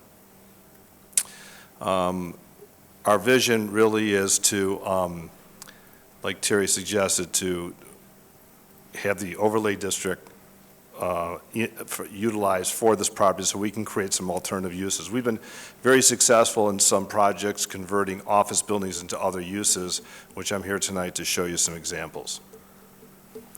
This is the existing Plant Moran building. It's about 128,000 square feet. It's 100% occupied. It sits on roughly 11 acres, really a little bit less than that because it also includes part of the Rouge River. And Plant Moran moved into the Southfield Town Center just before COVID. It's 100% vacant. I'm sorry. Yeah, 100% vacant. So as Terry suggested, you know, the Southfield office market is predominantly on a commercial, from a commercial perspective, is office space. It's a very, has been a very good office market for many years because of its central location. And I've watched it, you know, increase in occupancy and decrease in occupancy over the years. But it's attracted a lot of companies there because of its central location pre-COVID. And since COVID, it's been very difficult to keep a lot of these buildings full. And we're still working with tenants who have leases but are no longer occupying spaces and are looking to downsize. So we've got to find some alternatives for these office buildings so that we can continue making Southfield an attractive viable market for everybody to take advantage of. This is just an example of what happens with taxable values when buildings are vacant and when they're occupied. And we're going to show you some examples of some successes we've had. Here's a building in Madison Heights, which was a former office building, roughly 60,000 square feet that was never able to get full occupancy. It was about 55% occupied. There is a flight to quality, I would say, for most office tenants that are in older buildings that want to get into Class A office space. This is a building that the owner came to us and asked us to convert to multifamily, which we did. And we did it very successfully, and today the building is roughly 100% occupied. We renovated the common corridors, and we took all the office space and we converted it into rental units. And again, it was a very successful project. This is a building that stood vacant for roughly 8 years, the former Michigan National Headquarters building at 11 Mount Inkster, right across the street from the Blue Cross Blue Shield corporate campus that we also, we all own that as well.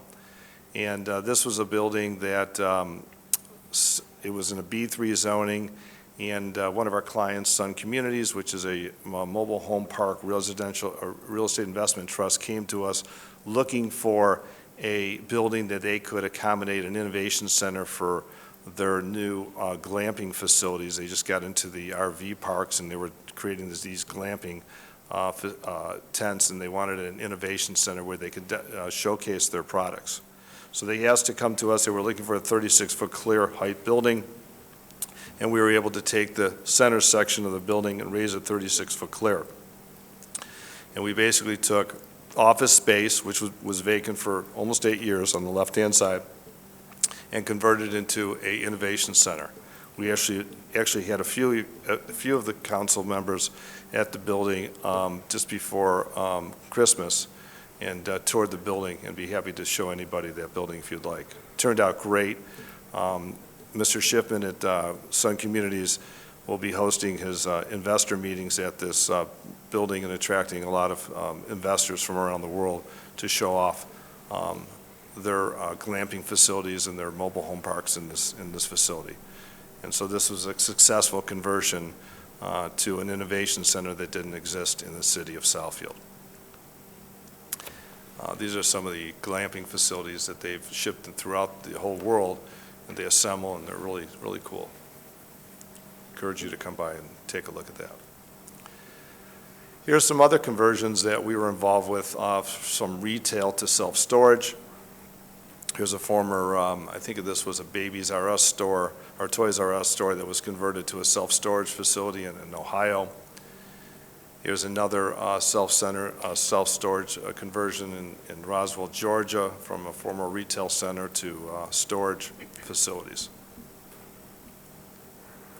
Same here with an office building, they converted to a self-storage. Actually, self-storage is a very hot commodity right now, given that everybody is remote work in apartments and stuff, and they're looking for places to store some of their goods so they have more space to work out of the multifamily rentals. Here's a few other case studies as well. So the Plant Moran building is, we envision taking the center building and converting it to possibly self-storage, and also having 2 other sites available for other retail or medical uses, and make a mixed-use development on that site. And here's another site plan for some other uses. It just so happens that an office building that's fully air-conditioned with large floor plates work out really well for conversions for both apartments and multifamily and self-storage.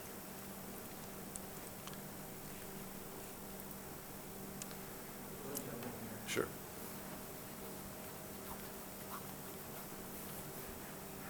So basically, all we're asking, this is for discussion purposes only tonight, but we're asking the council basically to direct the planning department through the planning commission to review extending our overlay development district in this area to include this one parcel, so that the developer has greater flexibility to do mixed-use development and to create higher density. And the reason we spent some time talking about the overall office market and some specific examples that have been successful in Friedman's portfolio is that we need to be adaptive, proactive, and flexible so that we can try to stem the tide of the glut in our office market. And it's the age of our offices in the Class C that is really pulling down the market rate overall. The city assessor, I think, said that our average leasing space is about $18 per square foot, which is below what the Metro Detroit area is. And if those costs continue to increase and there's not enough rent to pay for the maintenance, we're going to continue to slide and deteriorate, and it's going to ultimately hurt our tax base. So David has just provided several potential options for the site. He definitely would have to come back through the overlay development district review process, the planning commission, and ultimately the council. But in order for him to even start the process, we need to extend the overlay development district area. And for whatever reason, when we added the Telegraph Road Northwestern Highway corridor, we stopped one parcel short of this piece. And it's challenged for many reasons, because it's hemmed in by woodlands and wetlands. And there's just not the kind of office market. I know that Mr. Zorn and myself spent some time with Plant Moran, and they did a cost analysis of what it would cost to upgrade it to a Class A, and it was exorbitant amount of money. It didn't give them the long-term flexibility that they were looking for. And it was actually cheaper for them to relocate into a Class A office, and thankfully they decided to move into the town center complex and stay here in Southfield. But they put their brightest minds trying to do adaptive reuse in this site for office, and the numbers didn't work. So we'd be happy to answer any questions that the council may have at this time, but all we're looking for is just direction to come back to you with the amendment, and then working with the developer. You'll probably piggyback a month behind on the review process, so we would have the overlay development established, and then you would see some type of redevelopment plan, adaptive reuse shortly thereafter. And with that, we'll answer any questions that we can. Councilman Cruz? Yes, I just wanted to say, based on what's been presented, moving forward sounds good to me, and since it is preliminary review, I don't see why we need to go back and forth so much today. So I didn't have any real questions. I just want to say, let's move forward with it, and we'll look forward to hearing back from you as it goes through the process. Thank you. Thank you. Thank you. Councilman Mandelbaum? Yes, thank you. I also agree, this area generally has a hard time finding retailers or resources to fill these office buildings. And I think moving forward would be wise. But I'm just going to throw it out there. Are you looking to move your headquarters from Farmington Hills into Northwestern Drive? Do you know how many office buildings I have in the city of Southfield that I could go to? Well, Yeah. we can help fill those up if you want to move over. So, I might not have a choice very shortly. all right, thank you. Thank you. Thank you. Councilman Brightwell? So Taylor, but this is a good idea. I'm all for the ODD. Let me just, for my own purposes, if by adjusting the ODD, this give you carte blanche with all of the possibilities? No, it just gives him the ability to apply because the flexible zoning's in place. He would still have to come back for formal review of anything that's being proposed. So there's no carte blanche. We still have to take it through the process, but you're just directing the planning department to take it through the process. Then shortly thereafter, if it's approved, he would have the flexibility of coming back with some specific plans that you would ultimately have the final say on. Okay, So you're only committing yourself to allowing the process to move forward. to just look forward. Yeah. Okay, I don't have a problem with this. Okay. Any other questions? Okay. Thank you. Thank you very much. Thank you. Council, we're at the council portion now, and we'll start with you, Councilman Brightwell. Yes, I do have something here, I guess. With respect to veterans, there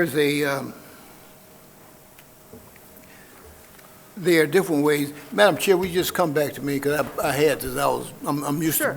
to waiting on Mrs. Banks. Sure. So, Councilman Hoskins? Thank you, Madam Chair. I just had a quick thing. I just want to let residents know that tomorrow, Oakland County will be giving away free masks at Catalpa Oaks Park here in Southfield. They'll be doing that from 9 to 1. As we all know, having a mask is one of the ways that you can protect yourself from the COVID-19 virus, as well as getting tested and, of course, getting vaccinated. So if you want to, please take advantage of it. It's free. You just go to the Catalpa Oaks. Pull up if you don't know the address is 27705 Greenfield Road. And if you have any questions, please feel free to reach out to Oakland County. You can go to their website, or you can go to their website at oakgov.com and get more information about their mass distribution. All right, thank you. Thank you. Councilman Mandelbaum? Thank you. I just wanted to take a moment to thank the road crews who were out last night when we had some of those snow squalls while they could have been home watching the Super Bowl. So I know that was a tough decision they had to make, so I did appreciate.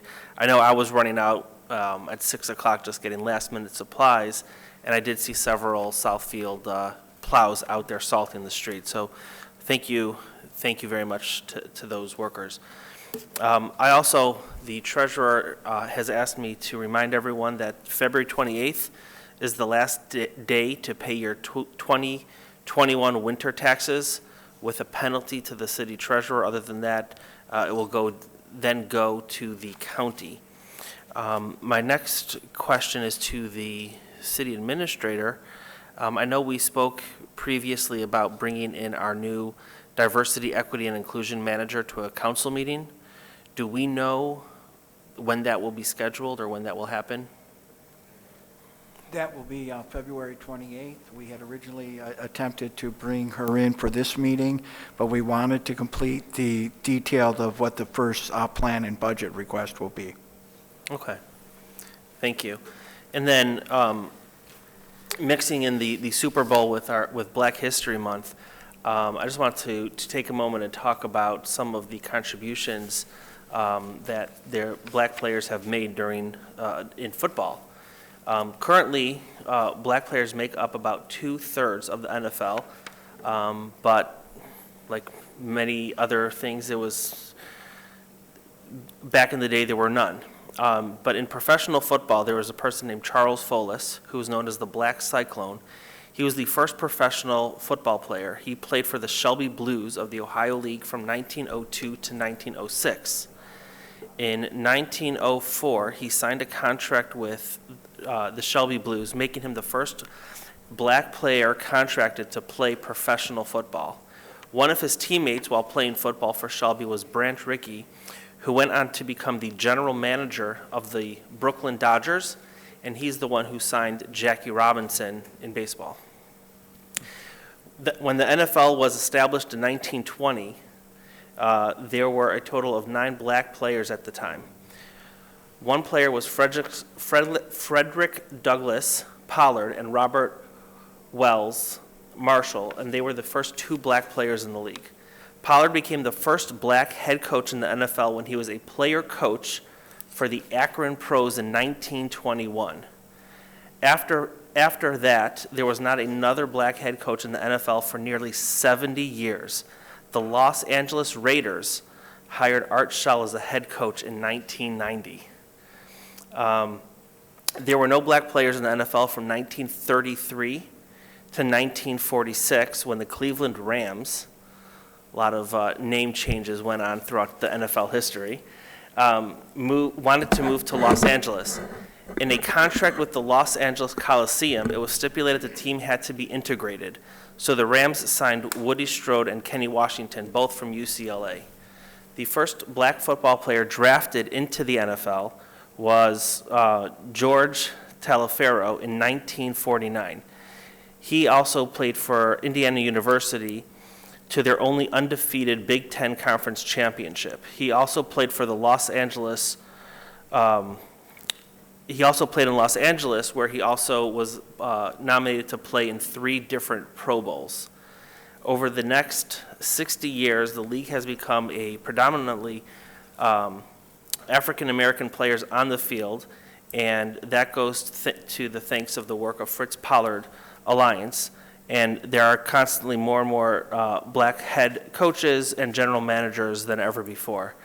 And so I think it's interesting that we have this history of the NFL during Black History Month, and then there's more and more diversity and inclusion being done, especially in the NFL. So I just wanted to share that moment in history. Thank you. Thank you. Councilman Cruz? Yes, thank you. Thank you for sharing that, Brother Mandelbaum. I appreciate it. And I did also want to share something. I had one thing in mind, and as you were talking, it made me think of something else. First of all, I'm still happy that Matt Stafford got that ring yesterday, though. Let me just say that. But I'm going to just give homage to my dad today. My father was from West Virginia, and he was a pretty good basketball player, and so good that he and his team in 1963, they were the first all-black team in West Virginia to win the state championship. And along with his brother, my uncle, they were both on the same team. And, you know, that always resonates with me because, like, you know, I don't know, it's history. It really is history in my mind. I know it's my dad, and I might be partial in some kind of ways, but nonetheless, they came up playing ball. He played against Jerry West, who is the icon of the NBA right now. You know, I mean, he's the little symbol that they always show dribbling the basketball. That's him. He's from West Virginia as well. Then he got a scholarship to go to West Virginia State, but he chose to go to the service. He went to the Army, and he came out after a few years and came back and he moved to Detroit, and he's just an awesome figure, at least for me. But I just wanted to share that with everybody tonight. And I appreciate you indulging me to do that. Thank you. Thank you. Councilman Brightwell? Thank you, Madam Chair. Thank you for indulging me here. And Brother Cruz, I appreciate your father, and I know West Virginia has some very noted people, and Steve Harvey just happened to come from West Virginia, so. Yep, he did. Yes, But indeed. his deep roots there. Nick Saban and a couple other people that I guess you guys, West Virginia must have had something running through the water back in the day. Something in the water. You got to get the water running off the mountain. That's what does it. Some of that mountain water? Okay, that's what it is, okay. But with respect to veterans, as usual, I want to give a little bit of info. The VA is actually hiring individuals, and this, you know, most people think the VA only hires doctors and nurses, but they actually hire dental assistants, optometry, health technicians, medical support assistants, pharmacy technicians, and numerous other, you know, recreational therapists, but many other positions too, and they have obviously some very good career opportunities. And I'm encouraging everyone to pass this info on to individuals who may be looking for a career change and or a job with obviously some very good benefits. And these jobs are listed at usajobs.gov. That's usajobs.gov, and you can just search for jobs at the VA. And they wanted us to announce this as a opportunity for individuals who are searching for employment at a very good organization with good benefits and good career opportunities. And some people are obviously very partial to veterans, and they want to serve veterans, and a lot of them do it now on a volunteer basis. But this is an opportunity to get a job with a career. So thank you, Madam Chair. Thank you. Council, I just want to remind everyone that we have been asked to have a joint meeting, have our meetings at Lawrence Tech wanted to host one of our council meetings. We are looking at that, and we have some dates that have been presented to our city administrator, and we're reviewing those to see how we can make all that work, as well as having a joint meeting with the Southfield Public Schools. So I just want you to keep that in mind, so when you hear, I don't know how much lead time we'll have in telling you. So I just want you to know that these are things that we're working on, so that when we get into the month of March, if we say, oh, the third week of March, we're going to have a meeting at LTU, it won't be a surprise. We have been working on this all year. They approached us earlier in the year asking for us to have an off-site meeting or a joint meeting with the Southfield Public Schools. Keep in mind that we still need to wear our masks, keep our hands clean and stuff. Even though our numbers are dropping, we're not over the pandemic yet. We still need to be mindful of that so that we continue to progress and get better. Like my colleagues, I just want to say thank you. I hope we all come out and continue to enjoy the Black History Month of events. There's several things going on, and I know that the mayor is going to talk about some, so I'm not going to mention a lot of those. And I just want to say thank you, everyone, for listening to us every week, for coming out and letting us know what's on your mind and in your hearts. And thank you very much. And that's all I have for tonight. Mr. Mayor? Good evening, council and everyone. Happy Valentine's Day. It's still early. I just want to comment that on February 25th, 2 events will be happening on that Friday night. We will have the Storytellers, Black History Storytellers event in the Southfield Pavilion. This is a ticketed event, and you need to sign up through Parks and Rec. However, in the lobby, and that event starts at 7:30 or 7 o'clock. In the lobby at 6, we will have our meet the artist. If you have not seen it, it'll be up for some time. The display of John Ostler's work.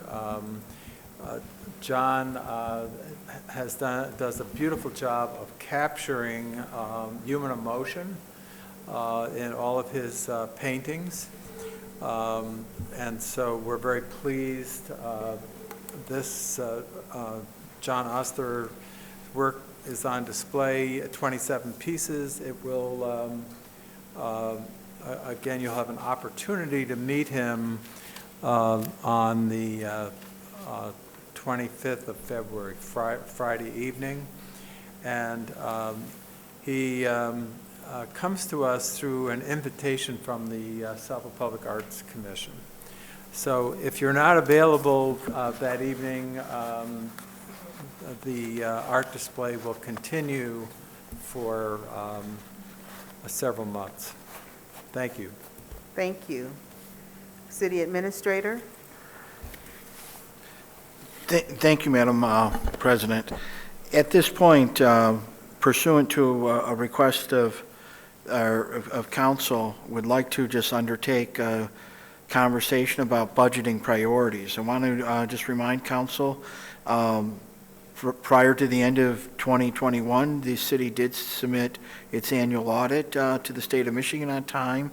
Plant Moran did present the annual audit to the Finance Committee, as has been our past history.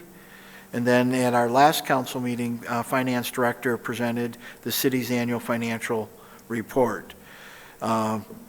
In the midst of completing all of that, under the direction of our Finance Director, Austin Michaels and his entire team, they have been in the midst of implementing our new software package to BSNA, which we are very pleased that council has been supportive.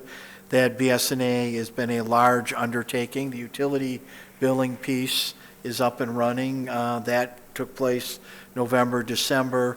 In August of last year, the payroll module has been running, so we've been running 2 payroll modules during that period, and now we're to the big piece, the integration and migration to our accounting system.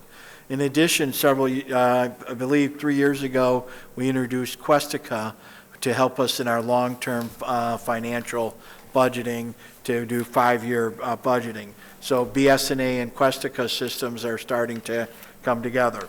And this morning, The department heads have now are submitting their budgets, and we're actually starting the review process. This morning, it was IT and Central Services, Building Department, and Treasury. And over the next few weeks, each department will come together. The part of the feed-in into that is the CIP, which the Planning Department has been putting together, as they have done now, Terry, the last 7 years. This is the 8th year that we've really been in compliance with what the State Planning Act says, and the CIP is being presented to the Council Finance Committee this Friday. Mr. Zorn, can you tell us what the CIP is for those listening? If I could, it's Capital Improvement Program. It's a 6-year forecast for all the needs for capital improvements that are $5,000 or greater. Year 1 is the actual budget that is forthcoming, and years 2 through 6 is the best guesstimate or wish list from the departments, so that as the council is adopting their annual budget, they can see the forecast that, for example, the fire department may need 3 fire trucks in the following year. So it's an annual report that's part of our redevelopment ready, a good fiscal practice, and it's also required as part of the Michigan Planning Enabling Act. The Planning Commission acts as the steward for assembling the capital improvement, and Mr. Zorn and City Administration have supported that any budget requests that do come forth has to be part of the capital improvement program. Now, I apologize, Madam President. I just wanted to make it clear. We use acronyms all the time, and everybody doesn't always understand what they are, so that was the only reason why. So. No problem. Thank you. And thank you, Terry. Thank you. So I'd like to just at this point, I've described the budgeting process to this point. The city administrator by charter transmits the budget by April 1st to the mayor. The mayor then transmits at the first regular meeting in May. In May, council has scheduled 4 meetings to go through the budget. If we need all 4, we'll use all 4. If we need more, we'll add more. I have said previously at meetings that this is a very unique time in where we're at as a community. I think you have to go back to the 70s, the late 60s and the 70s, where you see this level of federal funds coming into the community. Federal funds recently have come in primarily through our road programs, the federal aid match we receive on roads. But what we've had happen since this pandemic is the CARES money. And if you look at this past fiscal year that we just completed, much of the strength of that number, as was referenced earlier this evening, is one-time money. Then we also have the American Recovery and funds, and we previously have presented those funds to council. That amount, or our allocation, is $9.7 million, and we have received half of those funds. I have also stated that we continue to watch what both Oakland County and the state of Michigan are doing before we pull and make the final decisions as to how we're going to use those monies in the attempt of better leveraging both state money and county money. In fact, just the discussion about the 9-mile corridor earlier, there have been discussions with another community's mayor about going after, from the Michigan Economic Development Corporation, the Revitalization Action and Placemaking Fund, a regional approach to bring in and leverage our dollars even further. In addition, where we're at with the passages of the recent infrastructure bills are all things we should be thinking about as a community. With infrastructure, things like pathways, there's a greater emphasis on pedestrian mobility and safety, other alternative modes of transportation. And we see this in the public policy the federal government is promulgating relative to the movement to electrical vehicles. In fact, the recent installation of our charging stations. So as we go through this exercise, this year's budget, and I think the budget, even after you adopt it that third meeting in June will probably need to be one of our more fluid budgets to just recognize what's happening and how we can better obtain money. Even the completion of our master plan, which Terry Fields and with the help of OHM and the entire Parks and Rec team and their advisory committee was done just to recognize federal funds of $100 million being made available to the Michigan Department of Natural Resources. As we go through this decisions, we'll see, we will soon be receiving acknowledgement from the state of a grant for the San Marino well system to be converted to city water, and that grant is nearing the final contract approval to be presented back to council. So you've got the CARES money that have come in, the American Recovery, the infrastructure bill. On the infrastructure, there will be things such as stormwater, streets, and highways that all will have impact on us, and that will possibly modify our behavior as to how we leverage that. And the final piece will be really rely on whether or not the social infrastructure piece is successful. Even in a modified state, it will probably have a real impact as to what may happen at the local level.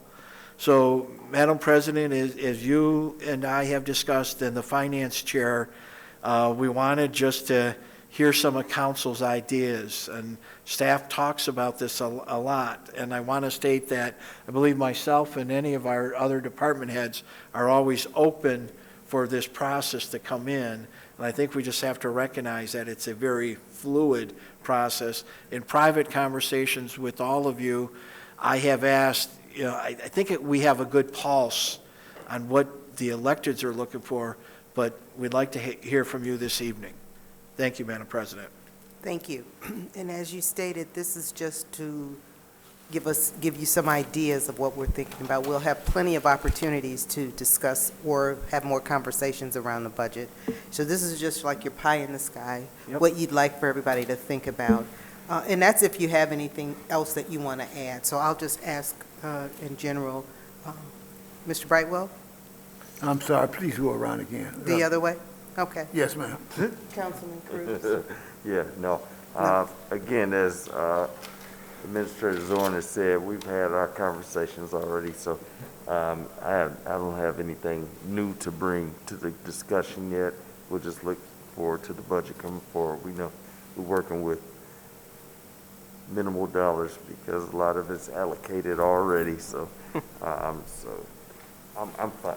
And if I may comment, Councilman Cruz has been clearly a very strong advocate in the diversity and the inclusion, one of the earlier champions.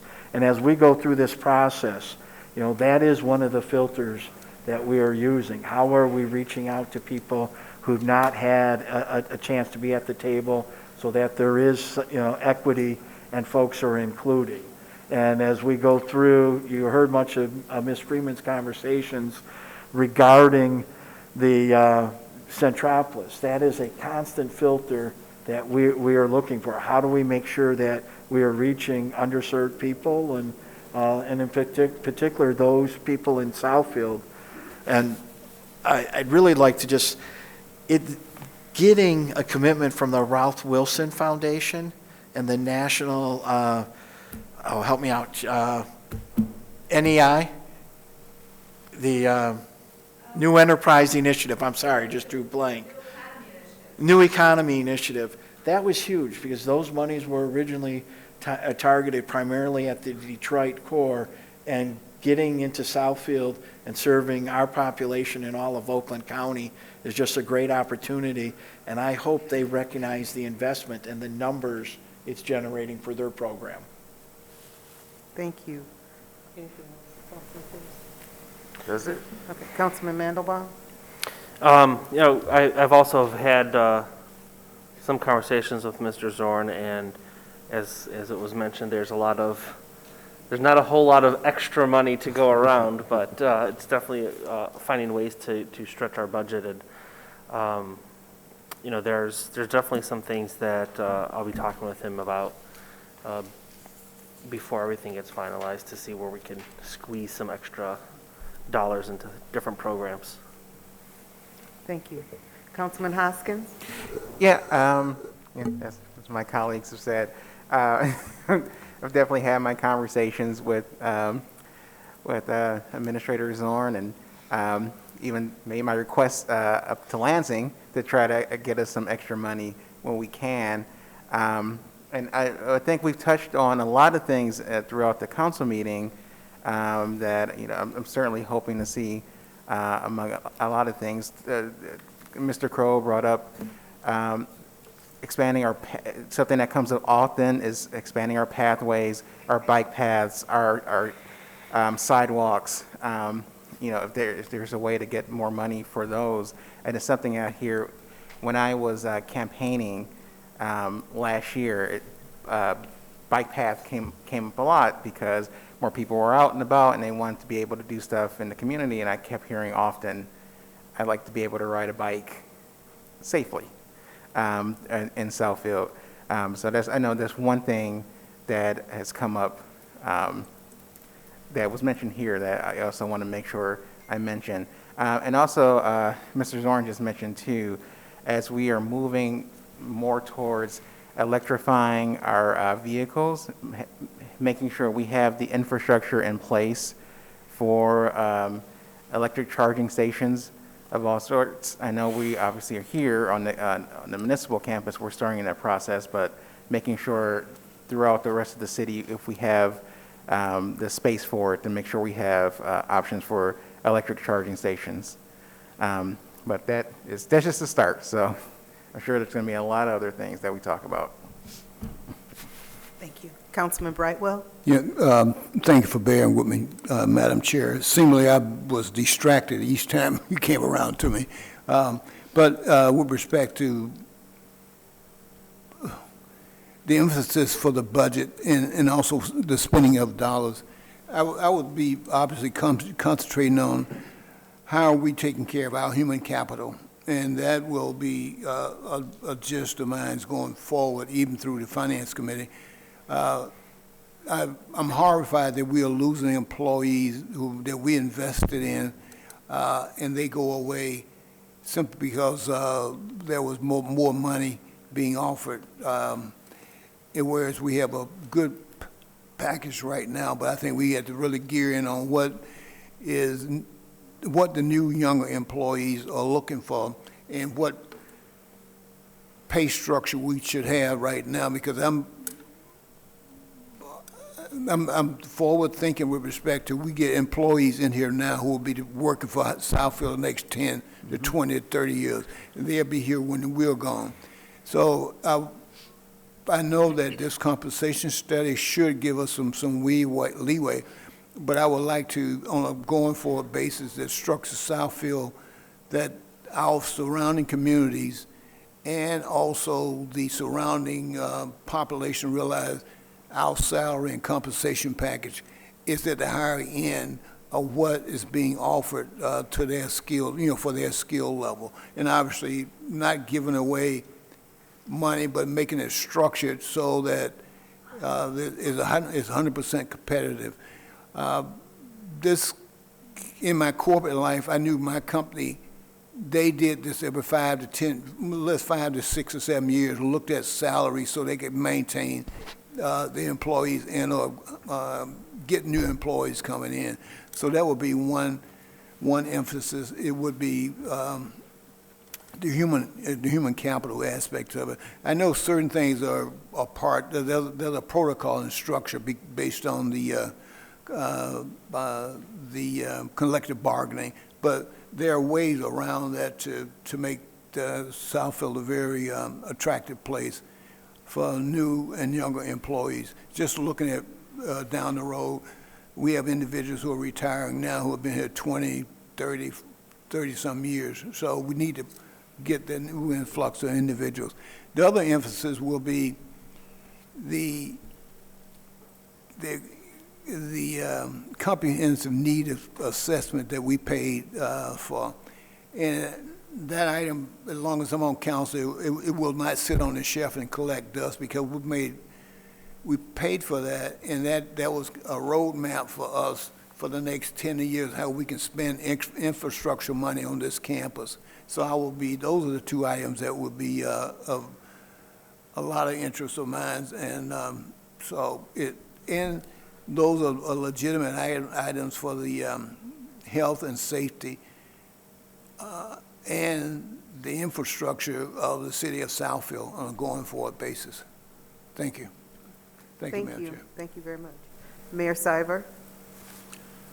Very quickly, I'm just going to reflect on what we heard over and over again during the fall campaign, and that was neighborhood streets. If we have extra money into neighborhood streets, and that's important because the grants that we're getting for roads are not for neighborhood streets. They're for major roads. Secondly, sidewalks and streetlights. And then I know this is Parks and Rec, but dog parks. Those are the things we heard over and over and over again from residents. And don't forget our pool. We heard that quite a bit as well. Thank you so much. Any other comments before we? You know, Madam President, if I may, I will tell you, share with you tomorrow morning, I'm with OHM on the sequencing of our facilities. I would be remiss not to mention that although there are bright spots with a lot of these federal dollars, the need for some of our long-term capital needs are facilities, and that's what the facilities study showed. And we have built a reserve to start that undertaking, and I expect some type of timing and sequencing of that, and that will consume a lot of council's time in the next 6 months on planning and how we put that together. On infrastructure, if you'll recall last fall when we saw the transportation asset management plan, you know, we saw our PACER rating, the overall conditional assessment of our roads moving in the right direction. However, that's very capital intensive. This year, our major roads, and the mayor referenced this on federal roads, Northwestern Highway from Bell Road to Telegraph, Berg, 8 Mile, just north of Civic Center, will be resurfacing. And then, there's a third one. It's just a second. Pull it up. Shiawassee, roughly 6 miles of road. Shiawassee, pretty much from Beach over to Inkster Road. Those are large commitments. We will continue the spot placement program. Speed bumps were delivered this past week, the day of the heavy snow. They all came in, and it was just a crazy seeing that they were delivered. But we have them, so those the 5 pilot programs, those installations will happen. And then I just want to comment where you're at in some of your parks things. So what the actions you've taken on Miller Parks and Sims Park. In the next 3 months, you'll see both those projects move forward, and that's 1.1 million. Carpenter Lake is a 600,000. Some golf path improvements will come forward, 150. Tennis court improvement, 75,000. Playgrounds, Bedford Woods, and our Councilman Mandelbaum, I know you've been a strong advocate of all the neighborhood parks, but Freeway Park, $250,000. Civic Center Park, another $250,000. The Berg fence repairs, Losser Woods, some path repairs, and just a few other things. This is a combination of using some fund balance and what we'll be asking a commitment of ARA monies or the American Recovery Act money. So it's an exciting time. As I said, you know, myself, Mr. Michaels, and Terry, very fluid process. Ideas you have, you know, let us know. And as Councilman Cruz always makes reference to the 85-15, the 80-20 rule. The bulk of our monies are spent in personnel and collective bargaining agreements, small amount for capital, and this year will be just a little bit different with some of these extra resources we have. And again, we're going to do everything we can to leverage. Thank you, Madam President. Thank you, and thank you for allowing us this time to voice our thoughts. Next, we have our city attorney. Good evening, council. Can you hear me okay? Yes. So I have Mr. David Schaefer approaching the podium. He's from the Wildlife Commission. Back in December, we were reviewing our animal ordinance, and we are working on two things. The one that we'll present tonight, I worked with David from the Wildlife Commission, and this is the deer feeding prohibition. So we wanted to present that tonight. David was kind enough to come tonight if you had any questions, but it was pretty straightforward. He had provided some sample ones, and then we were able to put together based on what he had suggested so that we can let our community know that while deer are present and some people enjoy them, there are some things that we do not need to do, which is providing extra food for them. So I did put that in your packet. I don't know if you were able to see, it was highlighted in red, section 9.90. So we just wanted to present it tonight jointly, and then if we have council's approval, I'll bring it back at the next meeting for introduction and adoption, adoption and introduction. So with that, if you have any questions for us about it. Councilman Mandelbaum? Yeah, I read the ordinance, and I think that it's appropriate. The question I have is, why only deer? Why not other animals?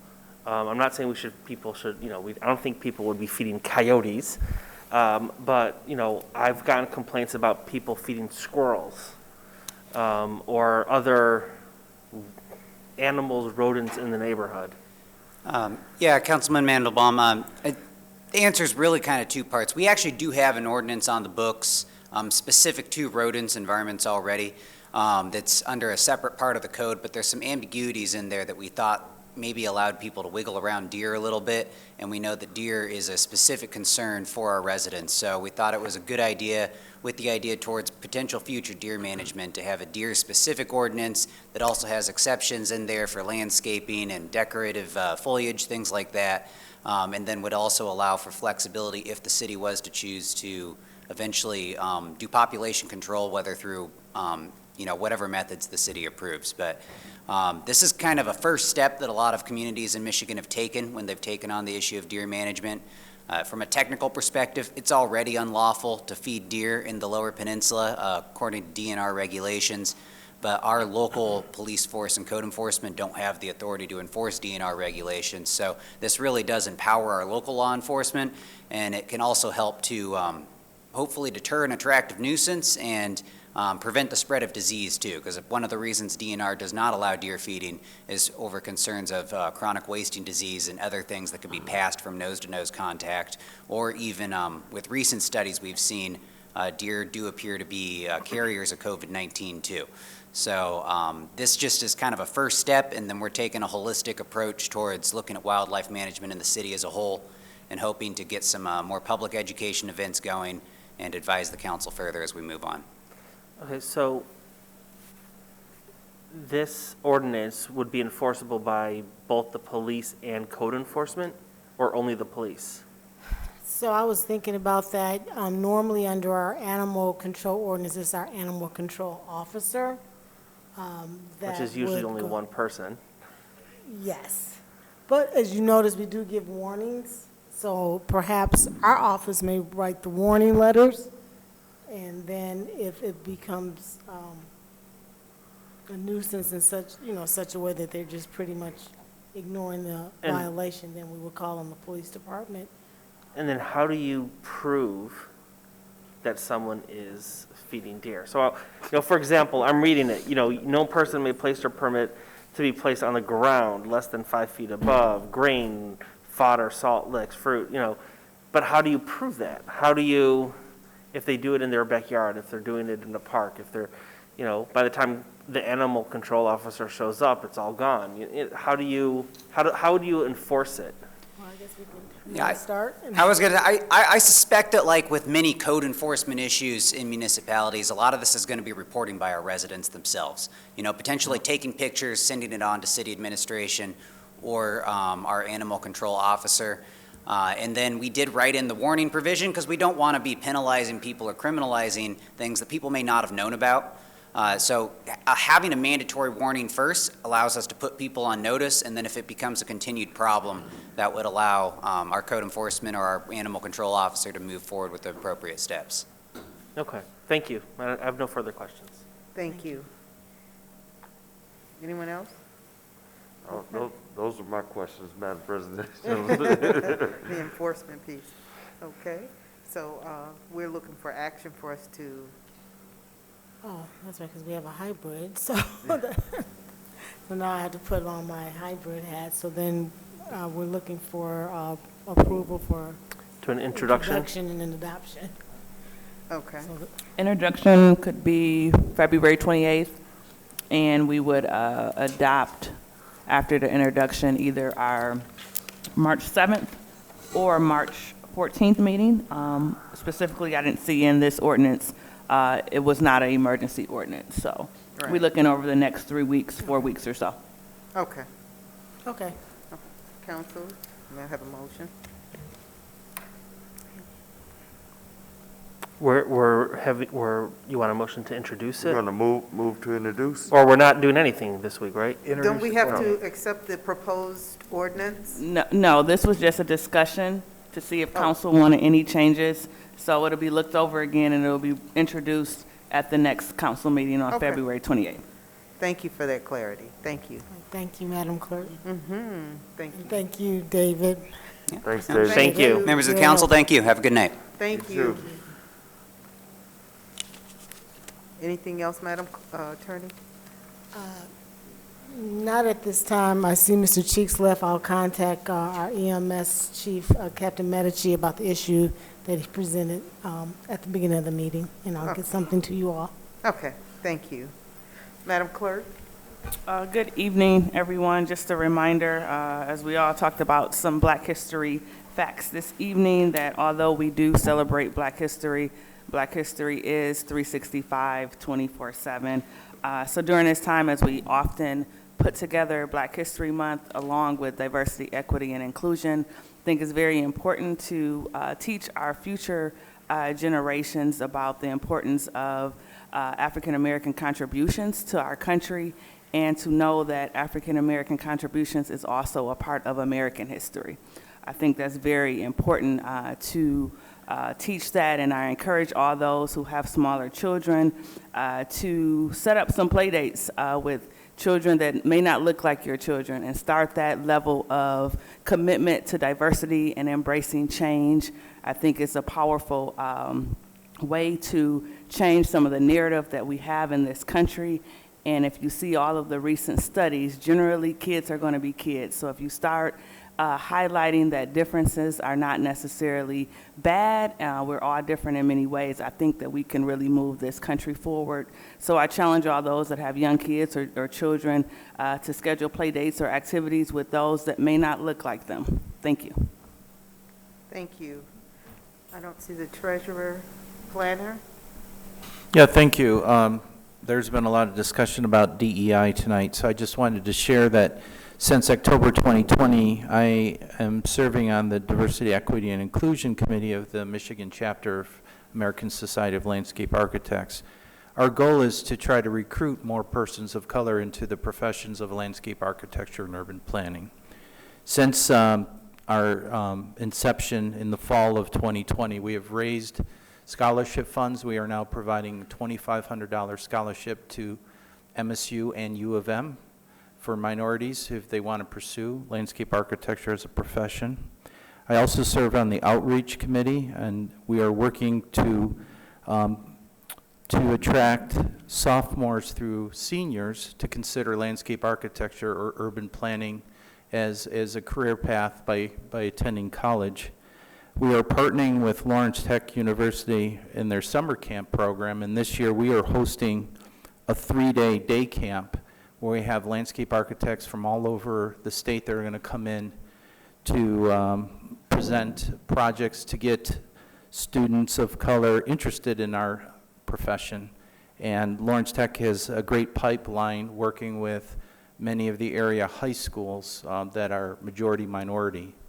So I just wanted you to be aware that as part of my professional career and development that we've been active trying to work with the younger students to get them more exposed to attract more diversity in our own profession. And working with HR in our recent interviews for planner and sustainability planner, I did ask that we include some questions about diversity as part of our interview process. And it's been very interesting in informing the types of answers that we're getting from the younger generation. But they seem to be more worldly, especially with the travel, that we are regularly getting students that are telling me, I've been to 17 or 20 countries. And they have much more of a global perspective. And I believe that they're more inclusive in their relationships with others that are different from them. So that is an encouraging thing. Thank you. Thank you. I don't see the assessor or the engineer. We have nothing new to schedule. Council, I do want to make you aware that normally on our retreats we talk about this, but I had a conversation with the mayor and our city administrator about our emergency management and recovery, what we would do at times of emergency if something was to happen to us or for us, where would we go? I remember when Frank Kuntz was here, that's how long ago it was. We actually were out in the pavilion. We had the truck for the police, what they would do in case no power or whatever. So we just want to review that just so that everyone, we have different or new people on council, and I'm not sure if we've made them aware of what our steps would be, what they should do in case of an emergency, who they would contact, where we would meet, that kind of thing. And normally we have that under our retreat. And so those kinds of questions will be answered, or we might even do something like a mini display or something. We're in progress. That's something that we're talking about because we know that it's important, and with power outages happening all the time, flooding, anything can happen. And we as leaders of the community need to know where we need to come together, how we need to meet, where our books are for different situations, how to respond to the public, and what our backups are if the power goes out, what areas have the generators and that kind of thing, just for our general knowledge. So that kind of information will be coming to you once again. So we are talking about that and looking into that and making everybody aware of where to find that kind of information. So I just wanted to mention that. Madam President, if I could just say, DTA has been at my house a couple times doing some tree trimming and everything, so I wanted to thank the mayor for his efforts working with them to make sure, we're getting these things together and the grids together. And if you've seen it on TV, they're doing a lot of commercials about trying to make, our services better all throughout the county and so forth. So just want to thank you, Mayor Cyber, for your hard work on that. There's a huge amount of tree trimming going to take place this year, and they've already started. Correct. They're working in neighborhoods as we speak. Correct. They were in my neighborhood before the storm, so yes, you're correct. And thank you again. I also want to join with Councilman Cruz in saying thank you to the mayor and to the city administrator for working through this process. So if there's nothing else for the order of the good for tonight, I declare this meeting adjourned. Thank you, everyone. Good night.